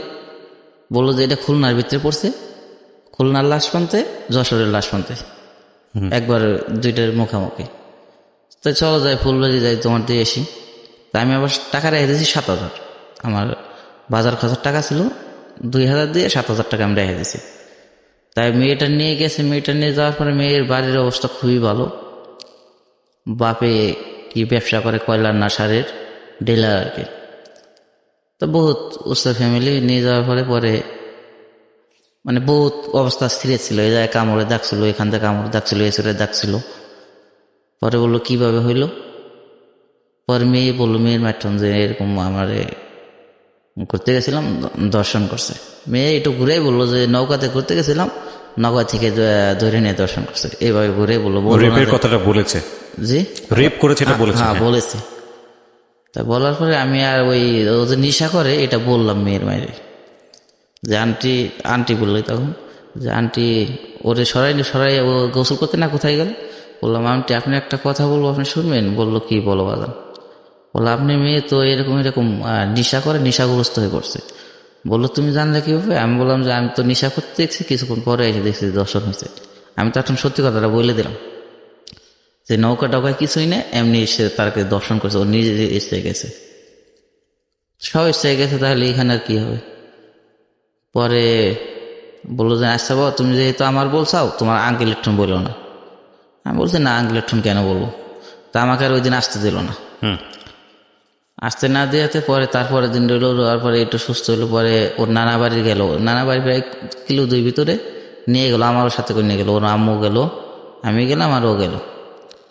তার বড় ভাই আছে একটা, চাকরি করে ঢাকা, কি চাকরি করে অত আমি খোঁজ নিইনি। পরে যাওয়ার পরে বললো যে তুই কি নেশা করস। বলছে কি বলছে। ও বলছে তুই নেশা করস কিনা তাই বলো। ওই আন্টি বলতেছে হ করি একটু। পরে বললো যে তুই যে মাসে যে 15-20 হাজার টাকা নেই, সেই টাকা দিয়ে কি করস। তো 15-20 হাজার টাকা লাগে না। তোর আব্বু দেয় 10,000, আবার আমি পার্সোনাল ভাবে দেয় 8-10 হাজার, আবার তোর মামাক ঠুনতে চাই টাকা নেস। মানে মেয়ে পুরাটাই নেশাগ্রস্ত হয়ে গেছে। পরে আমি বললাম যে আপনি জিগেন। তাই আমার তো যাইতে হবে, আমি এক জায়গায় চাকরি করি, আমি তো ছুটি নিয়ে আসি না, এরকম ভাবে আমাকে এখানে নিয়ে এসে জোর অবস্থা। পরে মেয়ে বললো যে না তুমি যেতে পারবা না, তুমি এখানে থাকো। তাই বয়সে বোধ হয় আমার সিনিয়রই হবে, নাহলে আমার সেম হবে। পরে মেয়ের মাই বললো যে তোমার বাপ মা কে আছে। আমি বললাম সত্যি কথা বললাম যে আমার বাপ মা তো কেউ নাই, মারা গেছে আন্টি অ্যাক্সিডেন্টে। তা বললো তুমি তোমার বাপ মা যেহেতু কেউ নাই, তোমাদের ওই জায়গায় আমরা যাই দেখবো তোমার কি অবস্থা, আর্থিক অবস্থা কি। আমার মেয়ে যদি দেখ তুমি বিয়ে করবো। আমি বললাম যে আমি মূর্খ শিক্ষিত না, আপনার মেয়ে অনেক সুন্দর, আমি বিয়ে করতে পারবো না, এটা আমার দ্বারা সম্ভব না। আর আপনার মেয়ে যে জিনিস খায় ওটার টাকা উপার্জন করা আমার দ্বারা সম্ভব না। What a story, man. Okay, তারপরে ওখানে বলার পরে উনি বললো যে না, যে আমার মেয়ে যদি নেশাগ্রস্ত না করে নেশা, তাহলে তুমি বিয়ে করবো। আমি বললাম যে সেটা পরে দেখা যাবে। তো এই কথা বলার পরে বললো তাই ঠিক আছে। আমার খাওয়া দাওয়া করাইলো। পরে 7,000 টাকা ছিল আমার ঠুন, ওখান থেকে 2,000 টাকা অলরেডি খরচ হয়ে গেছে তার নিয়ে গাড়ি ভাড়া। পরে 5,000 টাকা আমার ব্যাগে পকেটে আছে। পরে মেয়ের ভাই বললো, মানে আমার গোসল করতে গেছি, পকেট থেকে টাকা টুকে দেখছে কি আছে না আছে, মোবাইল নম্বর টোম্বর সব নিছে, যে আমার আত্মীয় স্বজন আছে কিনা সব মোবাইল থেকে নাম্বার উঠে নিছে। তা যে জায়গায় কল দেয় সব জাহাজের লোক পরিচিত, মানে কল দিয়েছে কয়েক জায়গায় জাহাজের লোক। কয় তোমার তো বাড়ির কোনো নাম্বারই নাই। আমি বললাম আমার বাড়ির নাম্বার নেই, তুমি আপনি জানলেন কিভাবে। পরে বলতে যে জায়গায় কল দেয় খালি তোমার জাহাজের বলে যে রশিদ আমার বন্ধু ভাই বিরাদার, কিন্তু কোনো একটা মেয়ের নাম্বার, কোনো একটা চাচা আঙ্কেল নাম্বার, কারোর নাম্বার পাইলাম না। তা আমি বললাম যে এটা রাখা কি জরুরি দরকার। বলে না জরুরি দরকার না। পরে তিনি আমার 5,000 টাকা দেন ওখান থেকে। 5,000 টাকা দেন, বলে যে তোমার 1 বছর টাইম দিলাম, 2014 সালের কথা। 2015 সালে যদি সুস্থ হয় তাহলে তুমি বিয়ে করবা। আমি বললাম যে আন্টি তো তখন দেখা যাব। আমার নাম্বার রেখে দিল। রেখে দেওয়ার পর মাঝে মাঝে কল করে। আমার শেষ ছিল টাচ স্ক্রিন। তাই ইলিশ মাছ কিনলাম বরিশাল থেকে, ওই জাহাজ ঘুরে আসলাম, বরিশাল থেকে উঠছি, ইলিশ মাছ কিনতেছি। ইলিশ মাছ কেনার সময় আমার পকেট থেকে টাকা বাই করছি, সেট ওর পকেটে ছিল। তাই আমি নিচে ইলিশ মাছ ছিল নিচে করতেছি, গেটের কাছে এক লোক দাঁড়ায় না, ওই যে যাত্রীতে মাছ কিনছে, ও সেট ফলো করছে। নাইমে গেছে, নাইমে ওইটা আমি সেটে হাত দিতে গেছে, পকেটে টাকা আছে, সেট না। মানে ও সেটটা নিয়ে গেছে, টাকা নেয় না। এই যে মোবাইলও গেল, সবকিছু গেল। হ্যাঁ, এই নাম্বার টাম্বার আঙ্কেল আন্টি সব নাম্বার শেষ, মানে আগে যারা ছিল পরিচিত ওই বেশ শেষ। মোবাইল চুরি হয়ে গেল, নাম্বার তো আর জোগাইতে পারি না, 6-7 মাস হয়ে গেছে। পরে এই আঙ্কেলের বাসায় গেলাম, একে আমি ভাগ্নি ডাকতাম। মানে যে মেয়েটাকে উদ্ধার করেছেন? হ্যাঁ, আচ্ছা, যে মেয়েটাকে উদ্ধার করেছেন তাকে ভাগ্নি ডাকতেন? ভাগ্নি ডাকতাম। প্লিজ সাবস্ক্রাইব করতে ভুলবেন না এবং নোটিফিকেশন বেলটি অন রাখবেন। হ্যাঁ রশিদ ভাই, তারপর? তাই ওই বোন বললাম যে আমার তো একটা সিমের দরকার, ওই আমি বাসায় গেছি আর কি, একটা সিমের দরকার, সিম পাবো কোথায়? বললো যে আমি তো সিম উঠে দিতে পারবো না, আমার এক বান্ধবী আছে, এই বান্ধবীর হাজবেন্ডের সিম নিয়ে, তার শুনতে সিম আনাতে। বললাম তাই চলো যাই। পরে তার বাসায় নিয়ে গেল, নিয়ে বললো ও পরিচিত, বললো যে না ওই মেয়ের এই সিম, এই সিমটা। তাকে আমি বাগনি বলি, বলে যে এ তো সিম নাই, এ তো তোমার মামা লাগে রিস্তায়, তাই এর একটা সিম দেওয়া যায় নাকি? বললো এই সিমটা তো আমি ব্যবহার করি, তাহলে আমার হাজবেন্ডের সাথে পারমিশন নিতে হবে। বলছে এই নাম্বার এর নামেও না, বলছে আমার হাজবেন্ডের নামে, কিন্তু তারা 4 ভাই ব্যাংকের চাকরি করে, একজন সোনালী ব্যাংকের, একজন ইসলামী ব্যাংক, আর 2জন মনে হয় অগ্রণী ব্যাংকের। পরে তারে কল দিল, বললো এরকম ও তো সিম চায়, তা ওরকে সিমটা দিব। বলছে সিম দিতে পারো, যদি সিম হারাই যায় তাহলে সঙ্গে সঙ্গে আমাকে জানাইতে হবে, নাহলে আমি সমস্যা হয়ে যাবো, আমার অনলাইনে ছবি ছাড়া আমার নামে সিম উঠে না, সমস্যা হয়ে যাবো। তো ওই সিমটাই নিয়ে দিয়েছে, আমি ব্যবহার করতেছি পর্যন্ত। পরে দেওয়ার পরে আমি চলে আসি ওখান থেকে। ওই মেয়ে কিছুদিন কথা বলার পরে এই 2015-তে যায়, সেটা ট্রেনে মারা যায়। ট্রেনে মারা যায়? হ্যাঁ, মানে নেশাগ্রস্ত অবস্থায় ট্রেনের লাইনে যায়, ওর বাড়ি সাইডে ট্রেনের লাইন। আচ্ছা, ওই ট্রেনের লাইনে মারা যায়। কিসে পড়তো মেয়েটা? মেয়েটা পড়তো ভার্সিটিতে। কিসে পড়তো আমি অত জানি নাই। ওই আপনি যে ভার্সিটি রয়েছে দবদবিয়া ব্রিজ, হ্যাঁ, বরিশাল, ওই ভার্সিটিতে। ওকে। ভার্সিটিতে কোন ক্লাস কি ওরা তো আমরা তো বুঝি না, পড়াশোনা করি নাই, প্রশ্নও করি নাই। তখন ওই ভার্সিটিতেও ছিল। পরে কিছুদিন মারা যায়, ওর আম্মু ফোন ধরে, যে বলে ও তো দুনিয়ায় নাই। আমি বললাম কি বললেন আন্টি আপনি, দুনিয়ায় নাই? বলে এরকম এরকম নেশা করে ট্রেন অ্যাক্সিডেন্টে মারা গেছে। তারপর তার সেই জায়গা দেওয়া হয়নি। তারপরে 1 বছর আবার এই যে 2016-তে যাই হোক লাইনে চলতেছি, বেতন প্রায় আমার 1,60,000 না 65 দিন, আবার হিসাব করলাম এরকম হয়েছে। ঈদ বোনাস 2 লাখের কাছাকাছি। আচ্ছা, 2 লাখের কাছাকাছি। ফের আবার পাইছি খুলনার ট্রিপ।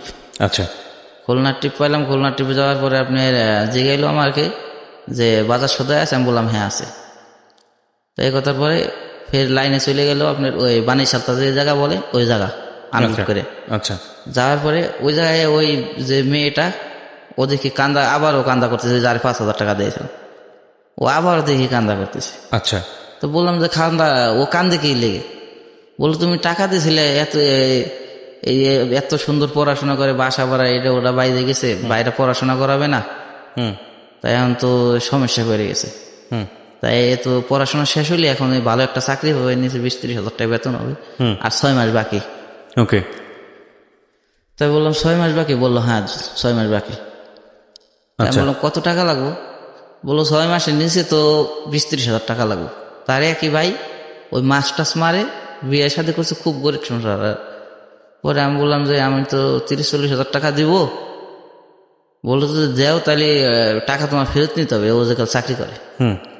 আমি বললাম সে যদি চাকরি করে ফেরত দিতে পারে তাহলে তো আলহামদুলিল্লাহ, আমি আরো খুশি হইলাম। ওকে। পরে টাকা দিয়ে এলাম,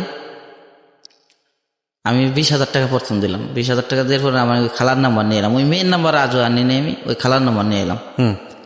খালার নাম্বার নিয়ে আসার পরে ওই তার আবার টিপ আনলোড করে আবার গেছি আমি আর বাড়ি থেকে ওই জায়গায় যাওয়ার পরে ওই এলাকার ছেলে ফেলে আমাকে আটকাইছে। রাত 8-9 বাজে আটকাইছে, বলতেছে ওই মেয়ে আর তুই টাকা দেশ, ওর সাথে তোর কি সম্পর্ক? তোর সম্পর্কটা কি আগে এটা বল। ওই এলাকার পোলাহান বলতেছে। তাই বললাম মোবাইল টোবাইল নিয়ে গেছে অলরেডি। বললাম যে আমার তো সম্পর্ক কিছুই নেই, আমি ও দরিদ্র, এই জন্য আমি ওকে হেল্প করতেছি। বলতেছে এই দেশে এত ভালো ভালো লোক থাকতে তুই হেল্প করে আসবে? ও বলতেছে এই কথা। বলতেছে আমাদের এলাকায় চেয়ারম্যান আছে, মেম্বার আছে, তারা হেল্প করতে পারবে না যে তুই হেল্প করিস? পরে আমার কয়েক চর থাপড় মারার পরে পরে ওই খালাকে যাই বললাম, আচ্ছা খালাকে যাই দোকান বললাম যে এরকম এরকম আমার তো মোবাইল টোবাইল নিয়ে গেছে কয়েকটা ছেলে বলে, বললো কোন জায়গায়? বললাম এই জায়গা। ওনার আবার হাজবেন্ড মেম্বার ওই এলাকার, আচ্ছা ওই খালার, ওকে খুব পাওয়ারফুল। ওই খালা যায় সেরে কি করলো, সে যায় সেরে ওই ছেলে ফেলে রেই করে মোবাইল টোবাইল আনলো। পরে এটা চেয়ারম্যান, ওই এলাকার চেয়ারম্যান মেম্বার সবার ঠন চলে গেল এই জিনিসটা। আচ্ছা তাদের ঠন বলছে যে না, আমার মেয়ে বলতেছে এদের মেয়ের দিয়ে ব্যবসা করে, ওহো ওই খালার নামে মিথ্যা অপবাদ দিল। তাই আমার বললো যে এক কাম করো, তুমি এটার ভিতরে আর আইসো না, যেহেতু আমার মেয়ে দিয়ে অপবাদ দিছে তাহলে এটা আমি বুঝতেছি। ওই খালা বললো যে আমার মেয়ের যখন পয়সাছে তাহলে এটা আমি বুঝতেছি, কিন্তু অরিজিনাল হের মেয়ে আমি হের বাড়ি কোনোদিন যাইনি শুনতো। এর যে বাসা সাইডে, দোকানের সাইডে, আমি হের বাসার ভিতরে ঢুকি নিয়ে শুনতো। মাছ মুসকুটা ছাই লাগে, এটা লাগে ওটা লাগে, আমি মানুষকে উপকার করতে গেলেও শত রকমের সমস্যা। পরে ওই আমার ওই মাছকুটা ছাইটাই লাগে, তাই আমি ওই দোকানে আমার যে মাছও আপনি নিজেই কোটেন? হ্যাঁ, মাছ নিজে করি। তাই ওই ছাইটাই লাগে, আমি বলছি যে বাসায় ওই বাসায় থেকে গেলে পাতে ছাইটাই সব দিয়ে যায়, কিন্তু আমি বাসায় কোনোদিন ব্লো ঢুকিনি। পরে সেদিনকে শুনলাম পরে পরীক্ষায় পাশ করে বাইরে এসে, বাইরে পরে আমি গেছিলাম, যাওয়ার পরে আপনার মিষ্টি টিষ্টি বহুত কিছু কিনে দিয়েছি। পরে বলতেছে যে আমি কি অ্যাকাউন্ট সাবজেক্ট নিয়ে কি করছে, পাশ করছে, বললো যে আমি ব্যাংকে ট্যাঙ্কের কোনো চাকরি পাইলি আপনি অতি ফার্স্টে জানাবো, চাকরি এখনো হয় নাই। পরে বললো যে যদি চাকরি হয় তাহলে আমি তোমারে জানাবো। তা কিছুদিন আগে শুনলাম আর কি বিয়ে শাদী হয়ে গেছে। পরে ছেলে যাই হোক ভালো, ছেলে আপনার ইসের দোকান আছে, ফ্ল্যাক্সি লোটের ইসের দোকান আছে বাজারেই। তা স্বামী স্ত্রী দুইজনই দোকান করে, দুইদিন এক জায়গায় বসে। একজন হলো খালি বিকাশ লোট নেয়, আর একজন হলো আপনি গ্রামীণ ইসের টাকা ভরে ফ্ল্যাক্সি লোট। দুইজনে এখন ভালোই আছে, খুব চাকরি মাকরি করে না। আপনার সঙ্গে যোগাযোগ হয়েছে? আপনার যোগাযোগ আমি গেছি, দোকান গেছি, ওই জায়গায় দোকান যাওয়ার পরে তারপর যোগাযোগ বিচ্ছিন্ন। মানে এখন যদি ওই জায়গায় যাই অনেকদিন ভাবতে পারে যে অনেক কোনো সম্পর্ক ছিল, সম্পর্ক ছিল, পরে ব্যক্তিগত তার কোনো আঘাত আসতে পারে, এত টাকা পয়সা দিছে। পরে চলে আসার পরে লাস্ট মুহূর্তে আমি ওখান থেকে চলে আসলাম। চলে আসার পরে আমরা গেলাম হইলো ইন্ডিয়া। আচ্ছা, ইন্ডিয়া গেলাম, জাহাজ নিয়ে ইন্ডিয়া? হ্যাঁ, জাহাজ নিয়ে ইন্ডিয়া। আপনার ফার্স্ট আমার জীবনের ইন্ডিয়া যাওয়ার পরে মানে ছাই লোড হবে ওখান থেকে। ছাই? হ্যাঁ, ইন্ডিয়ান ছাই। এই দেশে হলো বিল্ডিং এর মানে সিমেন্ট বানায়। ও আচ্ছা আচ্ছা, ওকে। তো ওই ছাই লোডে গেলাম, ছাই লোড করে ওখান থেকে ওই আপনার মাংস হইলো 80 টাকা 90 টাকা কেজি, 10 কেজি 12 কেজি করে মাংস কিনি, গরুর মাংস। তাই ওই ওরা দেখতে পারে না, কয় মুসলমানরা খায় বেশি, কয় বাঙালিরা খায় বেশি, ওরা দেখতে পারে না। ওরা তো কিনে হাফ কেজি এরকম কিনে নেয়। আর ওদের একটা জিনিস কি, মানে সবটা লোকেরই একটা পোশাক আছে হাই ফাই, ওটা পরে অফিস যাবে, আইসে সেরে মনে করেন যে ইমন লুঙ্গি পরবো, মনে করেন যে মেতর, মানে বাসার যে ওকে পরিবেশটা। আর যখন বাইরে বাইরে খুব হ্যামসাম হাই ফাই। পরে যাক ভালোই লাগলো ওদিকে যাওয়ার পরে একটা মেয়ের সাথে ওই জায়গায় ইন্ডিয়ার সম্পর্ক হয়ে গেল। ওই জায়গায় ছিলাম আমরা 1 মাস 13 দিন। আচ্ছা, সম্পর্ক হয়ে গেল। ওই মেয়ে মানে আসবো না, এদের তো আমার বাড়ি ঘর নাই যে আমি ওই জায়গায় আসবো। তো সম্পর্ক কি, মানে কোনো প্রেম টেম না। বললো যে ডাইরেক্ট যে আমি তোমার বিয়ে করবো, তুমি বিয়ে করবা? আমি বললাম যে আমি বিয়ে করবো কিভাবে, আমার বাড়ি বাংলাদেশ, তোমার বাড়ি এই জায়গায়। বলছে যদি আমার আব্বু আম্মু মাইনে নেয়। আমি বললাম তাহলে আমি রাজি। তখন তার আব্বু আম্মু জিগাইলো যে না আব্বু, ওই জাহাজের লোক তো বিয়ে করতে চায়, তাই তুমি কি বলো? ওর আব্বু ওর মাংসের দোকানদার। তাই ও বললো শোন, এরা হইলো বাংলাদেশি লোক, এই জায়গায় আইলে রিফিউজি সেম তোর বাচ্চার 2 সাইডে ফুটে চলে গেলি, তুই ওরে কোথায় খোঁজ করবি? ডাইরেক্ট ওপেনলি বললো, যদি বাচ্চা যদি 2 সাইডে ফুটে চলে যায় তুই কোথায় যাও, তখন ওর কোথায় পাবি? ও বাংলাদেশ, তুই ওর বাংলাদেশ ঠিকানা জানো, বাড়ি ঘর জানোস? পরে আর কি আমরা এই কথা বলতে পারি, আমি আর লজ্জা ওখান থেকে চলে আসছি যে থাক, দরকার নাই আমার বিয়ের। পরে আসার পর জাহাজ আসলাম, জাহাজ আসার পর জাহাজ ছাইড়ে দিলাম 1 মাস 13 দিনে। আর মেয়ের সাথে আর যোগাযোগ করি না, মাংস ওখানে কিনতে যায় না যায়। পরে থাকার পরে 2015 সাল শেষ 16 দিন ঢুকলাম আর কি। 16 দিন ঢোকার পর তখন আমার মাথার সেন্স খারাপ হয়ে যাবে বললো। সবাই মানে যা যা করে, এত বয়স হইতেছে বিয়ে শাদী করছ না, তুই তো পাপ করতেছ, মাস্টার দ্বারা উপর লেভেলে এরা মানে আমার প্রশ্ন করে হলো, বিয়ে শাদী করছ না, হ্যান তুই তো পাপ করবে না। এরা নামাজি। পরে আমি আবার কি করি, ওই আগে যারা চাকরি করতো এখানে নাম্বার রাখছি, এখানে নাম্বার আমি কি করি, আপনার ফোন করি যে কই আসা, যদি দেখা যাচ্ছে সিলেট লিপসার একটা ছেলে আছে, বলে আমি তো বাড়ি আছি। আমি কই আমি তো লিপসায় ঘুরতে আসতেছি একটা কামে অমুক জায়গায়, কয়টা ঠিক আছে আমাকে বাড়ি আসো। ওই জায়গায় দেখা গেছে যে 8 দিন 10 দিন থাই এলাম। আপনার চিংড়ি মাছ 12 কেজি কিনে গেছি, গ্রেডের চিংড়ি বলে, গ্রেডের চিংড়ি আপনার 600 টাকা কেজি নিছে, 12 কেজি কিনে গেছি, হেবারে যায় থাই গেছি 6 দিন। পরে 6 দিন থেকে গেছি, পরে জাহাজ আসলাম, বললাম যে মেয়েটাই তো দেখে আসলাম, কয়েকদিন পর বিয়ে। পরে পরে 16 কত দিনই আপনার 1 মাসে ছুটি নিলাম। আচ্ছা, 2 মাস পর 3 মাস পর যে আমি তো বিয়ে শাদী করতে যাইতেছি। আসলে কিছুই না, টাকা পয়সা সব নিয়ে নামছি, 2 লাখ টাকার মতো নিয়ে নামছি যে বিয়ে শাদী করতে যাইতেছি। পরে এই কথা বলে চলে আসছি। চলে আসলে পরে যেন ওই আমার যে ভাগ্নি, ওই যে যার সিমটা না, একটু 1 লাখ টাকা দিয়ে আমার, আর 1 লাখ টাকা মনে করেন যে 1 মাসে ভাঙছি মনের মতো। আর 1 লাখ টাকা বলছে ওর অ্যাকাউন্ট আছে, বলছে তুই রাখ, এই 1 লাখ টাকা আমার যদি দরকার পড়ে আমি নিব, নাহলে তোর যদি দরকার পড়ে ভাঙবে, কিন্তু আমার যখন দরকার পড়ে তুই আমার দিয়ে দিবি। ওর হাজবেন্ড এখনো জানে না। তা ওই বাসায় গেছি আমি, ওই বাসায় গেছি আপনার ইলিশ মাছ নিয়ে, বরিশাল থেকে 30 কেজি ইলিশ মাছ নিয়ে গেছি। 30 কেজি? 30 কেজি আপনি বস্তায় ভরছি, আমার জাহাজের লোক হেল্প করছে বস্তায় ভরা। আপনি আটার বস্তাগুলো আছে, ওই বস্তায় ভরে বরফ দিয়ে ভরছি, পুরা বস্তা। তাই নিয়ে গেছি যে তো বলতেছে যে মামা আপনি এত মাছ নিয়েছেন। তাই আমি বললাম শোন, আমার এই পৃথিবীতে কেউ নাই। তখন সে হলো ব্যাংকে গেছে, ওই যে মামা, তার 2টা মেয়ে, একটা মেয়ে মারা গেছে আমার হাতে রিলেশন হওয়ার পরে আর কি, মারা গেছে মেয়েটা। মামা ব্যাগ নিয়ে আসতে পরে মারা গেছে। পরে ওই যে আর একটা মেয়ে আছে 6-7 বছর বয়স, 7 বছর মতো, আমার সাথে কথা বলতো ফোনে। ওই মারা যাওয়ার পরে এই পর্যন্ত আর কথা বলে না মোবাইলে।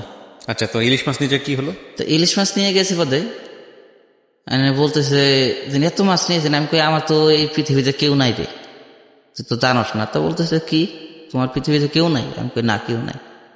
তখন ও কান্দে দিয়েছে, কয় তাই তুমি মামা এত ভাবে চলো, ফ্রি ভাবে চলো, কেউ তো তোমার ভিতরে কোনোদিন বুঝতে পারবে না যে তুমি এরকম ভাবে চলো যে তোমার মা বাপ নাই, ভাই বেরাদার নাই। তখন আমি টাকা বাই করতেছি, আমি 1 লাখ টাকা তুই রাখবি, আমার অ্যাকাউন্ট আছে, আমি রাখবো, যে কোনো সময় তোমার লাগলে টাকাটা দিয়ে দিব। আমি কই তাই ঠিক আছে রাখ। আর ইলিশ মাছ দিলাম, যে ওই ফ্রিজে ঢুকাইলো, আর তারা সাইড দিয়ে গিরেস্ত সবাই 2 কেজি 3 কেজি করে দিল। আচ্ছা, তারা চার যায় খুব মিল, মানে এইটু দরিদ্র, আর সবাই দোতলা বিল্ডিং টিল্ডিং আছে, মোটামুটি অবস্থাশালী ভালো। তাই দেওয়ার পরে এনে বললো দেন, তাই এখন কি করবি? আমি বললাম যে মামা আমার বললো মামা তাই এখন কি করবা তুমি, কি সিদ্ধান্ত নিয়েছ? আমি কই সিদ্ধান্ত কিছুই নেই, আমি যদি তুই একটা মেয়ে দেখে এরকম যে আমি বিয়ে শাদী করবো, বিয়ে শাদী করে জাহাজের লাইন ছাইরে দরকার একটা কাঁচা বাজার সবজির দোকান, নাইলে দরকার আমি দর্জি কাজ জানি, দর্জি কাজ করবো, নাইলে কুলিগিরি করবো, মানে তার একা থেকে বাহিরে যেত না যাইতে হয়। তা বললো ঠিক আছে আমি দেখবো। তাই চেষ্টা করছে, এখন তো মনে হয় পাই নাই, নাম্বার চেষ্টা না করছে বলতে পারিনি, আমি আর তার প্রশ্ন করিনি, তার নাম্বার আছে এখনো। তাই এমনি যে মামা ভাই নিজের সম্পর্ক, তাই ওই মেয়েটা একটু চাইলি। তাই একদিন ধরছে, তো খালি বললো, আমি বললাম যে কি বুনু, আমি বুনু বলি তাকে, যে কি বুনু তুমি মোবাইল ধরো না কেন? কয়টা তুমি আসো না কেন? আর আমার বোন মরছে কেন, এই জন্য মোবাইল ধরি না। ছোট বুঝে না, বোন মারা গেছে আর কারো মোবাইল ধরে না। খুব রিকোয়েস্টের পর মানে ওই মোবাইলটা সেদিন ধরছে। আচ্ছা, তাই বলছে তাই তুমি আসো না কেন, এই জন্য কথা বলি না। আর আমার বুনি কেন মরলো, এই জন্য কথা বলিনি, নিমোনিয়া মারা গেছে। তাই খুব আমার কান্দা হয়েছে ওই দিনকে, সারা রাত ধরে কাঁদছি। মানে জাহাজের লোক খালি বলছিস কান্দোস কে, তো কোনো সমস্যা বাড়ি যাবি? আমি কই না আমার তো কোনো সমস্যা না, আমার এমনি কান্দা পাইতেছে। তাই এসব কথা বলার পর কান্দা পরে সকালবেলা আমার ছুটি দিল। ছুটি দেওয়ার পরে আমি চলে এলাম আপনার ফরিদপুর গেলাম। আচ্ছা, ফরিদপুর গেলাম রাত্রে, যে খোঁজ নিয়ে দেখলাম যে আমাদের এইসব বাড়ি ঘর কি দেখি না আছে না সেই পুরান বাড়ি ঘর। পুরানের বাড়ি। আবার আচ্ছা, ঢুকলাম, আমার তো কেউ চিনতে পারতেছে না। তাই এই ঘরটার কিছুই নাই, যাই দেখে যেসব ঘরটার ছিল কিছুই নাই, জমি জাতি বেচছে আর এরা শহরে চলে গেছে, মেন টাউন। আচ্ছা, মেন টাউনে চলে গেছে। পরে কয়েকজন মানে পুরান লোক যারা আছে কয়েকজন চিনতে পারছে, ওকে। মানে একবারে বয়স্ক চিনতে পারছে কয়েকজন। পরে বলে যে তুমি কি রশিদ? কত বছর পরে গেলেন? গেলাম আপনার এই ওই মরার পরে হ্যাঁ, হ্যাঁ। প্রায় 14 হয়ে না, গেছে। আরো বেশি হবে, আরো বেশি হবে। 14-15 হবে, হ্যাঁ, 14-15 হবে, মারা গেছে। আচ্ছা, ওই মারা যাওয়ার সময় যে দেখছি, আর তারপর তো আর যাইনি। তাহলে আরো বেশি হবে। আপনি যে গল্প বলে গেছেন সেক্ষেত্রে আরো 20 বছর ক্রস করে যাবে। মানে আপনার তো এটা তো কিছুদিন আগের গল্প, কতদিন আগে গেছেন? না, আমি তো এই যে গেছি এখন এই ইদারিং। সেটাই বলছি, যখন আপনি বাড়ি থেকে বের হয়েছেন সেই যে ছোটবেলা, তাহলে আপনার এখনকার বয়স অনুসারে আপনাকে দেখে যে আমি যেটা গেস করতে পারছি আপনার বয়স যেটা, তাতে আপনার বাড়ি যাওয়া আরো অনেক পরে। 15 বছর বলছেন তো, এটা 20 বছরের বেশি হবে আর কি। ওই তো বাড়ি গেছি, বাড়ি যাওয়ার পরে মনে করেন যে এখন না, এটার ভিতরে কাহিনী আছে। ওই যে মারা গেছে, যে মারা তো গেছে 15-16 বছর ধরে, তখন তো একবার গেছে। তার আগে মারা যাওয়ার পরে একবার গেছিলেন? ওই মারা যাওয়ার পর বাপ হ্যাঁ, সেটা তো বলেছেন আপনি, সেটা আপনি তখন তো আপনাকে পিটিয়ে বের করে দিল। হ্যাঁ, তারপর তার আগে তো ওই 20 বছর ধরে আর কি বাড়ি ছাড়া, 15-20 বছর ধরে। ওই বলার পরে আর কিছু বললো না, পরে চলে আসলাম। পরে যেন ওই এলাকায় খবর নিলাম, বন্ধু বান্ধব তো আছে আগের ছোটকালের, হিন্দু, নাম হলো আনন্দ। তা আনন্দর বাড়ি গেলাম, আনন্দর বাড়ি যাই রাখছিলাম। সে এখন বিয়ে শাদী করছে। বিয়ে শাদী করার পরে তখন বললো যে এরকম এরকম তুই আসস না, তো সম্পত্তি তো সব তারা 3 ভাগ করে নিয়ে গেছে। আচ্ছা, তো সম্পত্তি সব নিয়ে গেছে, এখন তুই কি করবি, কি করস, তোর দেখি নে। আমি বললাম তো আমি তো এখন আছি জাহাজের লাইনে, আমি তো খুলনার ওদিকে বাড়ি টাড়ি করবে চিন্তা ভাবনা নিয়েছি। আচ্ছা, ওরে এই কথা বললাম, বললো তাই ঠিক আছে, তাই জাগে তারা দিন তাকে সাথে দেখা টেকা হয় না, হয়তো সমস্যা করতে পারে। ওই হিন্দু আমাকে বুঝাই বললো, বুঝাই বলার পরে আমি চলে আসছি। চলে আসার পরে লাস্টে এখন কি হবে, আমি এই জাহাজে মানে লাস্ট প্রান্তে আর কি, আমি জাহাজে সবাই সাহেবরে বললাম যে আমি তো বাড়ি চলে যাবো একবারে। এর ভিতরে একটা কাহিনী আছে আবার। এই সাহেব এই জাহাজ 4 বছর ধরে কিনছে। 4 বছর ধরে কিনে বেশি লাভ করতে পারে না। তা লাভ করতে পারে না, 2 বছর ধরে সাহেবের সাথে আমার রিলেশন। আচ্ছা, তাই সাহেব আমার বলতেছে রশিদ আমার একদিনকে রাত্রে ফোন দিছে 12টার দিক, যাই ভাইয়া আপনি ফোন দিচ্ছেন, বলে আমাকে একটা বুদ্ধি দিবে। আমি বলি আপনি কোটি কোটি টাকার বিজনেস করেন আর আমি জাহাজের মালিক। হ্যাঁ, আমি একটা চাকর, আপনি বয়সে বড়, সব দিক দিয়ে বড়, জ্ঞান অর্জনে সব দিক দিয়ে আপনি বড়, আপনি আমার কি বেড়ে যান। তা যখন জাহাজ হলো আপনার এই মিরপুর গাবতলি ঘাটে। আচ্ছা, তা বললো যে আমার জাহাজে তেমন আয় উন্নতি নাই, বছরে দেখা গেছে 7-8 লাখ টাকা থাকে, তাই না কি করবো আমি। তা আমি বললাম যে ভাইয়া এটা কথা বলবো কি। তখন হলো এখান থেকে মনে করেন যে সিলেট থেকে টিপ নিয়ে যায়, ওই জায়গায় খালি করে আপনার খুলনা কিংবা এই যে যশোর, নওপাড়া এই জায়গায় খালি করে। আর ওই আর বাড়ি থেকে লোড নিয়ে আসে ঢাকার, এখান থেকে আবার ওই খালি টাইনে যায় সিলেট, ওখান থেকে আসে। তাই আমি বললাম যে ভাইয়া একটা বুদ্ধি যেহেতু চাইছেন, আপনার বয়সে বড়, সব দিক দিয়ে বড়, একটা বুদ্ধি দিতে পারি। কয় কি? তখন মাসে টিপ উঠে হইলো আপনার একটা উঠে কত মাসে 12 আসে 4 লাখ 5 লাখ। তাই আমি বললাম বুদ্ধিটা হলো কি, আপনি খালি কয়লাটা নেন, আর বাইরে কয়লা এখানে ঢাকায় খালি হবে, খালি হয়ে সেরে আবার ঢাকা যাবে, আবার আর বেড়ে যাবে। তা তখন মাসে টিপ উঠলো 3টে, একটার জায়গায় 3টা উঠলো। তখন তার চলে এলো 18 লাখ টাকা এক মাসের টিপে, 3টা টিপ। খালি যাওয়ার আসা দেরি, ওখানে গেলি বাদে আপনি ক্যারেন দিয়ে লোড করে দেয়, এখানে আইলি ওই দেখে সিরিয়াল একটু বাজলো, সর্দারে 2-4-5 হাজার খাওয়াই দিলি, সিরিয়াল আগে টাগে। তখন ওই 17-র ভিতরে তখন হইলো, সাহেব আমাকে আসে বললো যে ইসে আসলো, গাবতলী আসলো, আসার পর রাত্রে বললো যে এই মাসে 3টি ফুল উঠলো। আমি বললাম হ্যাঁ 3টি উঠলো। তো তাই বললো যে আমি যে তোমার এখন বুদ্ধি চাইলাম যে আমার একটা বুদ্ধি দাও, এতদিন মাসে 1টি ফুটতো আর এখন 3টি ফুটলো, তাহলে তুমি কেমাই বললে যে আমি যে ছোট মানুষ, আপনার জ্ঞানে বড়। পরে সাহেব আমার 10,000 টাকা দিল। আচ্ছা। 10,000 টাকা দিল, এটা কেউ জানে না জাহাজের। আর জাহাজের বাস্ট হয়ে গেল, আমি মালিকের সাথে কথা বলি। তখন জাহাজের সবাই বলতে লাগলো, হ্যাঁ মালিকের বড় ভাই। তখন জাহাজের সবাই আমার বলে মালিকের বড় ভাই, মালিকের সাথে কথা বলে। তাই ওই ড্রাইভার একটু হিংসেটে, তাই এ বললো যে সাহেবরে বলছে, আমি তখন ছিলাম না, গিরিদার ছিল, গিরিদার বলল যে ছোট লোকের ধরতে নাই, মোবাইল ধরতে নাই, মানে ছোট মানে নিচের লেভেলের যারা পোস্টে যারা বলছে এইসব পোস্টের মোবাইল ধরতে নাই। এরা মনে করছে যেন ওই তেল মেল বেছে এইসব আমি বলে দিছি। আচ্ছা। এইসব মাইন্ড করছে না। তাই আমি আর কিছু বলিনি। পরে আমার বললো যে তুমি আমার সাথে কথা বললে একটু গোপনে বলবা। কেন? বলতেছে তোমার জাহাজে সব জানা জানিয়ে গেছে, তুমি কথা বলো। মালিকের সাহেবই বলছে আর কি। পরে এইসব কথার পরে আমি আর তার সাথে খুবই কম বলি, যে এরকম কালকে এর আগে টাকা লাগছে, একবার ফোন দিয়েছে আর কালকে যখন আসবো টিকিট কেটে সেরে তখন কল দিছি, এই টাকা আজকে বিকেল পাঠাবো, তখন আর কি আমি যাবো বাড়ি বাসায়। ওকে। তাই এই পর্যন্ত শেষ করে আইছি। পরে আমি আপনার এই অনুষ্ঠান শোনা স্টার্ট করছি। হ্যাঁ, অনুষ্ঠান শোনার পরে কি ঘটনা ঘটেছে আমি জানি। তার মানে আমি যেটা অপেক্ষা করছিলাম যে আপনার গল্পটা অন্তত একটা জায়গায় এসে থামুক, যে আপনি একজনকে বিয়ে করেছেন, আপনার সংসার হয়েছে না এবং একটা বাচ্চা কাচ্চা হয়েছে। তার মানে আপনি এখন পর্যন্ত কাউকে বিয়ে করতে পারেন? তো বিয়ে করতে পারিনি। আর তৃতীয় কথা হলো, আমি একটা মা খুঁজছিলাম, যে মনের মতো মা পাইলে অন্তত আমি যদি একটা বিয়ের সাথে গরিবের মেয়ে আনি, যাতে আমার মারা দেখে রাখতে পারে। মাও পাননি? না, ওইরকম কোনো মাও পাই নাই, আর ওইরকম কোনো মেয়েও পাই নাই যে আমি বিয়ে শাদী করে কিংবা ওই বাড়িতে থাকবো, কিন্তু এরকম কোনো মেয়েও পাই। আমাদের অনুষ্ঠানে না, মানে আমরা যখন এই ধরনের গল্প প্রচার করি, অনেকেই আসে, মা হওয়ার জন্য আসে, এবং এরকমও হয় যে বিয়ে করার জন্য লাইন দিয়েছে, এরকম ঘটনাও ঘটেছে। কন্যা পর্যন্ত এসছে, বিয়ে বসতে চায়, এরকম ঘটনা ঘটেছে। কিন্তু আমরা সাহস করে স্টেপ নিই না। কেন নিই না? এই যে আপনি যে গল্পটা বললেন, আপনার গল্পটা শোনার পরে আমার ভেতরে মানে উত্থাল পাতাল যেটাকে বলে হয়েছে। আপনি যেভাবে বলেছেন, আপনাকে আমি বিশ্বাস করেছি। কিন্তু এই বিশ্বাসের উপরে একজন মানুষ সংসার করতে গিয়ে যখন কাছাকাছি থাকবে, যখন অনেক কিছু অমিল পাবে, তখন সে দোষটা দেবে আমাদের।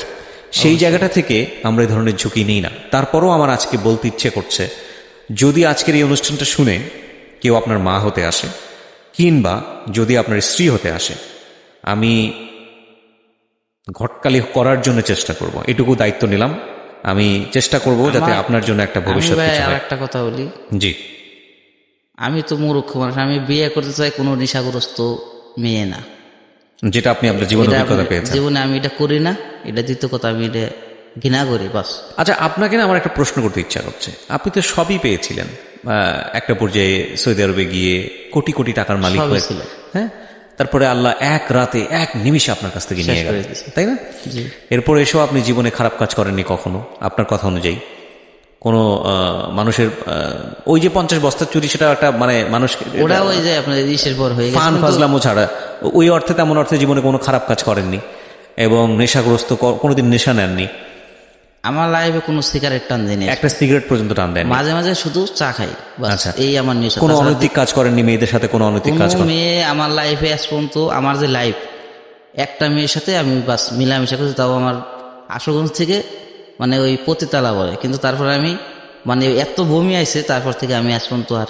তারপরে আমি মানে একজন শুনছি, মানে সৌদি আরব ছিলাম, বলছে যে একটা মেয়ের সাথে মানে অবৈধ সম্পর্ক করা, মানে মিলামিশা বহুত, এটার হিসাব কিতাব। তারপর থেকে আমি আজ পর্যন্ত কোনো মেয়ের সাথে মিলামিশা, আমার টাকা পয়সা বহুত অনেস্ট, যে কারণে হয়তো বা শেষের দিকে এসে কথাটা বললো, ভালো লেগেছে আমার। আমি আপনাকে এই কথাটা বলতে চাই যে আফসোস হয় না, মানে কষ্ট হয় না নিজের, যখন একা একা থাকেন, ভাবেন যে আমার যখন কষ্ট হয় তখন, এখন কি বলবো, আমার জাহাজের লোকজনের নাম্বার আছে, তাকে শুনলে পাবেন। আমার ওখানে এই পদের লোহার পাট আছে, যখন আমার মনে খুব দুঃখ ওঠে, তখন আমি ওখানে ঘুষিলি সব মানুষ একখানায় যায়, মানে এত জোরে সাউন্ড হয়, পাটটা এই মোটা, যে ওটার ভিতরে যখন ঘুষি মারি, এখন কি বলবো, এইসব চেয়ার টেবিলে ঘুষি মারলে কিছুই নেই, আমি যদি ঘুষি মারি সাথে সাথে ভেঙে চোর মারা যাবে। আমাদের রশিদ, হ্যাঁ বলেন। আমি তখন ওই আমাদের লোক, জাহাজের লোক সব বলে যে ভাই তুমি কি আসলে বুঝি না, তুমি এখানে ঘুষেও, আমরা একটু টাচ করতে পারি না, আর তুমি এটার ভিতরে এইভাবে ঘুষে মারো। ওরা জানে আপনার জীবন গল্প? না, জানে না। আজকে এরা বলছে, আজকের কালে আমি যে নাম্বারটা কথা বলছি, এই বলছে যে ভাইয়া আপনার জীবনের কাহিনী একজন টের পাইছে, এরা পায়ে আমি রেল লাইনে কথা বলতে গেছি, পাঁচ গেছে, বলছে আপনার জীবনের কাহিনী আমি শুনতে চাই। ওই যে মানে একটা মেয়ের সাথে আমার রিলেশন করাই দিতে চাইছে, সে সেকেন্ড ইয়ার পরে। তাই মেয়ে আমার কিছুই জানে না। আসার সময় তার আমি বলে আইছি যে আমি ঢাকা যাচ্ছি, কিন্তু জানি ম্যানেজার, সবাই ম্যানেজার বলে আমার জাহাজের।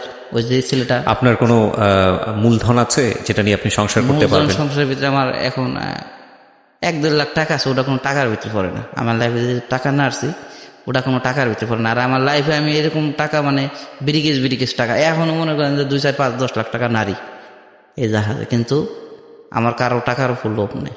বাংলা কথা, এই রশিদ ও একটা মানুষ এবং ও খুব অনেস্ট একজন মানুষ, ও খুব সৎ একজন মানুষ। একটা কথা আছে, মানুষের উপর বিশ্বাস করা ভালো, কিন্তু বিশ্বাস হারানো নাকি পাপ।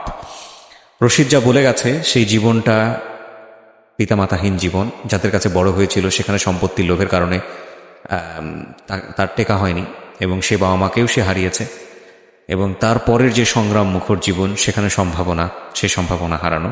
আমি একটা ছোট্ট কথা বলতে পারি? জি বলুন।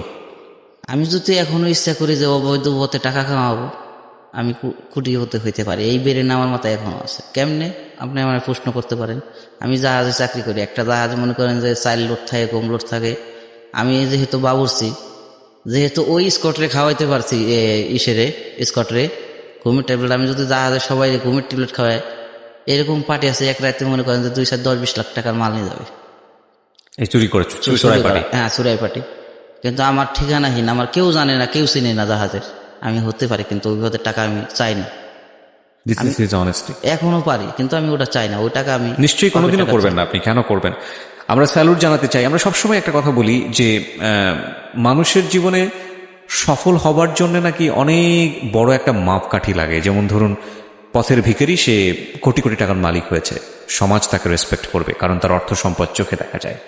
কিন্তু এই রশিদকে কেউ চিনবে না। এই রশিদ আপনার পাশ দিয়ে হেঁটে যাবে। এই রশিদ আপনার পাশেই দোকানে সবজি কিনতে গিয়ে দরদাম করবে। এই রশিদ হয়তোবা দেখা যাবে কখনো কখনো, যেটা হয়েছে ওর জীবনে, কখনো গণপুটির শিকার হবে। এই রশিদকে কেউ চিনবে না। এই রশিদকে ইতিহাস ধরবে না।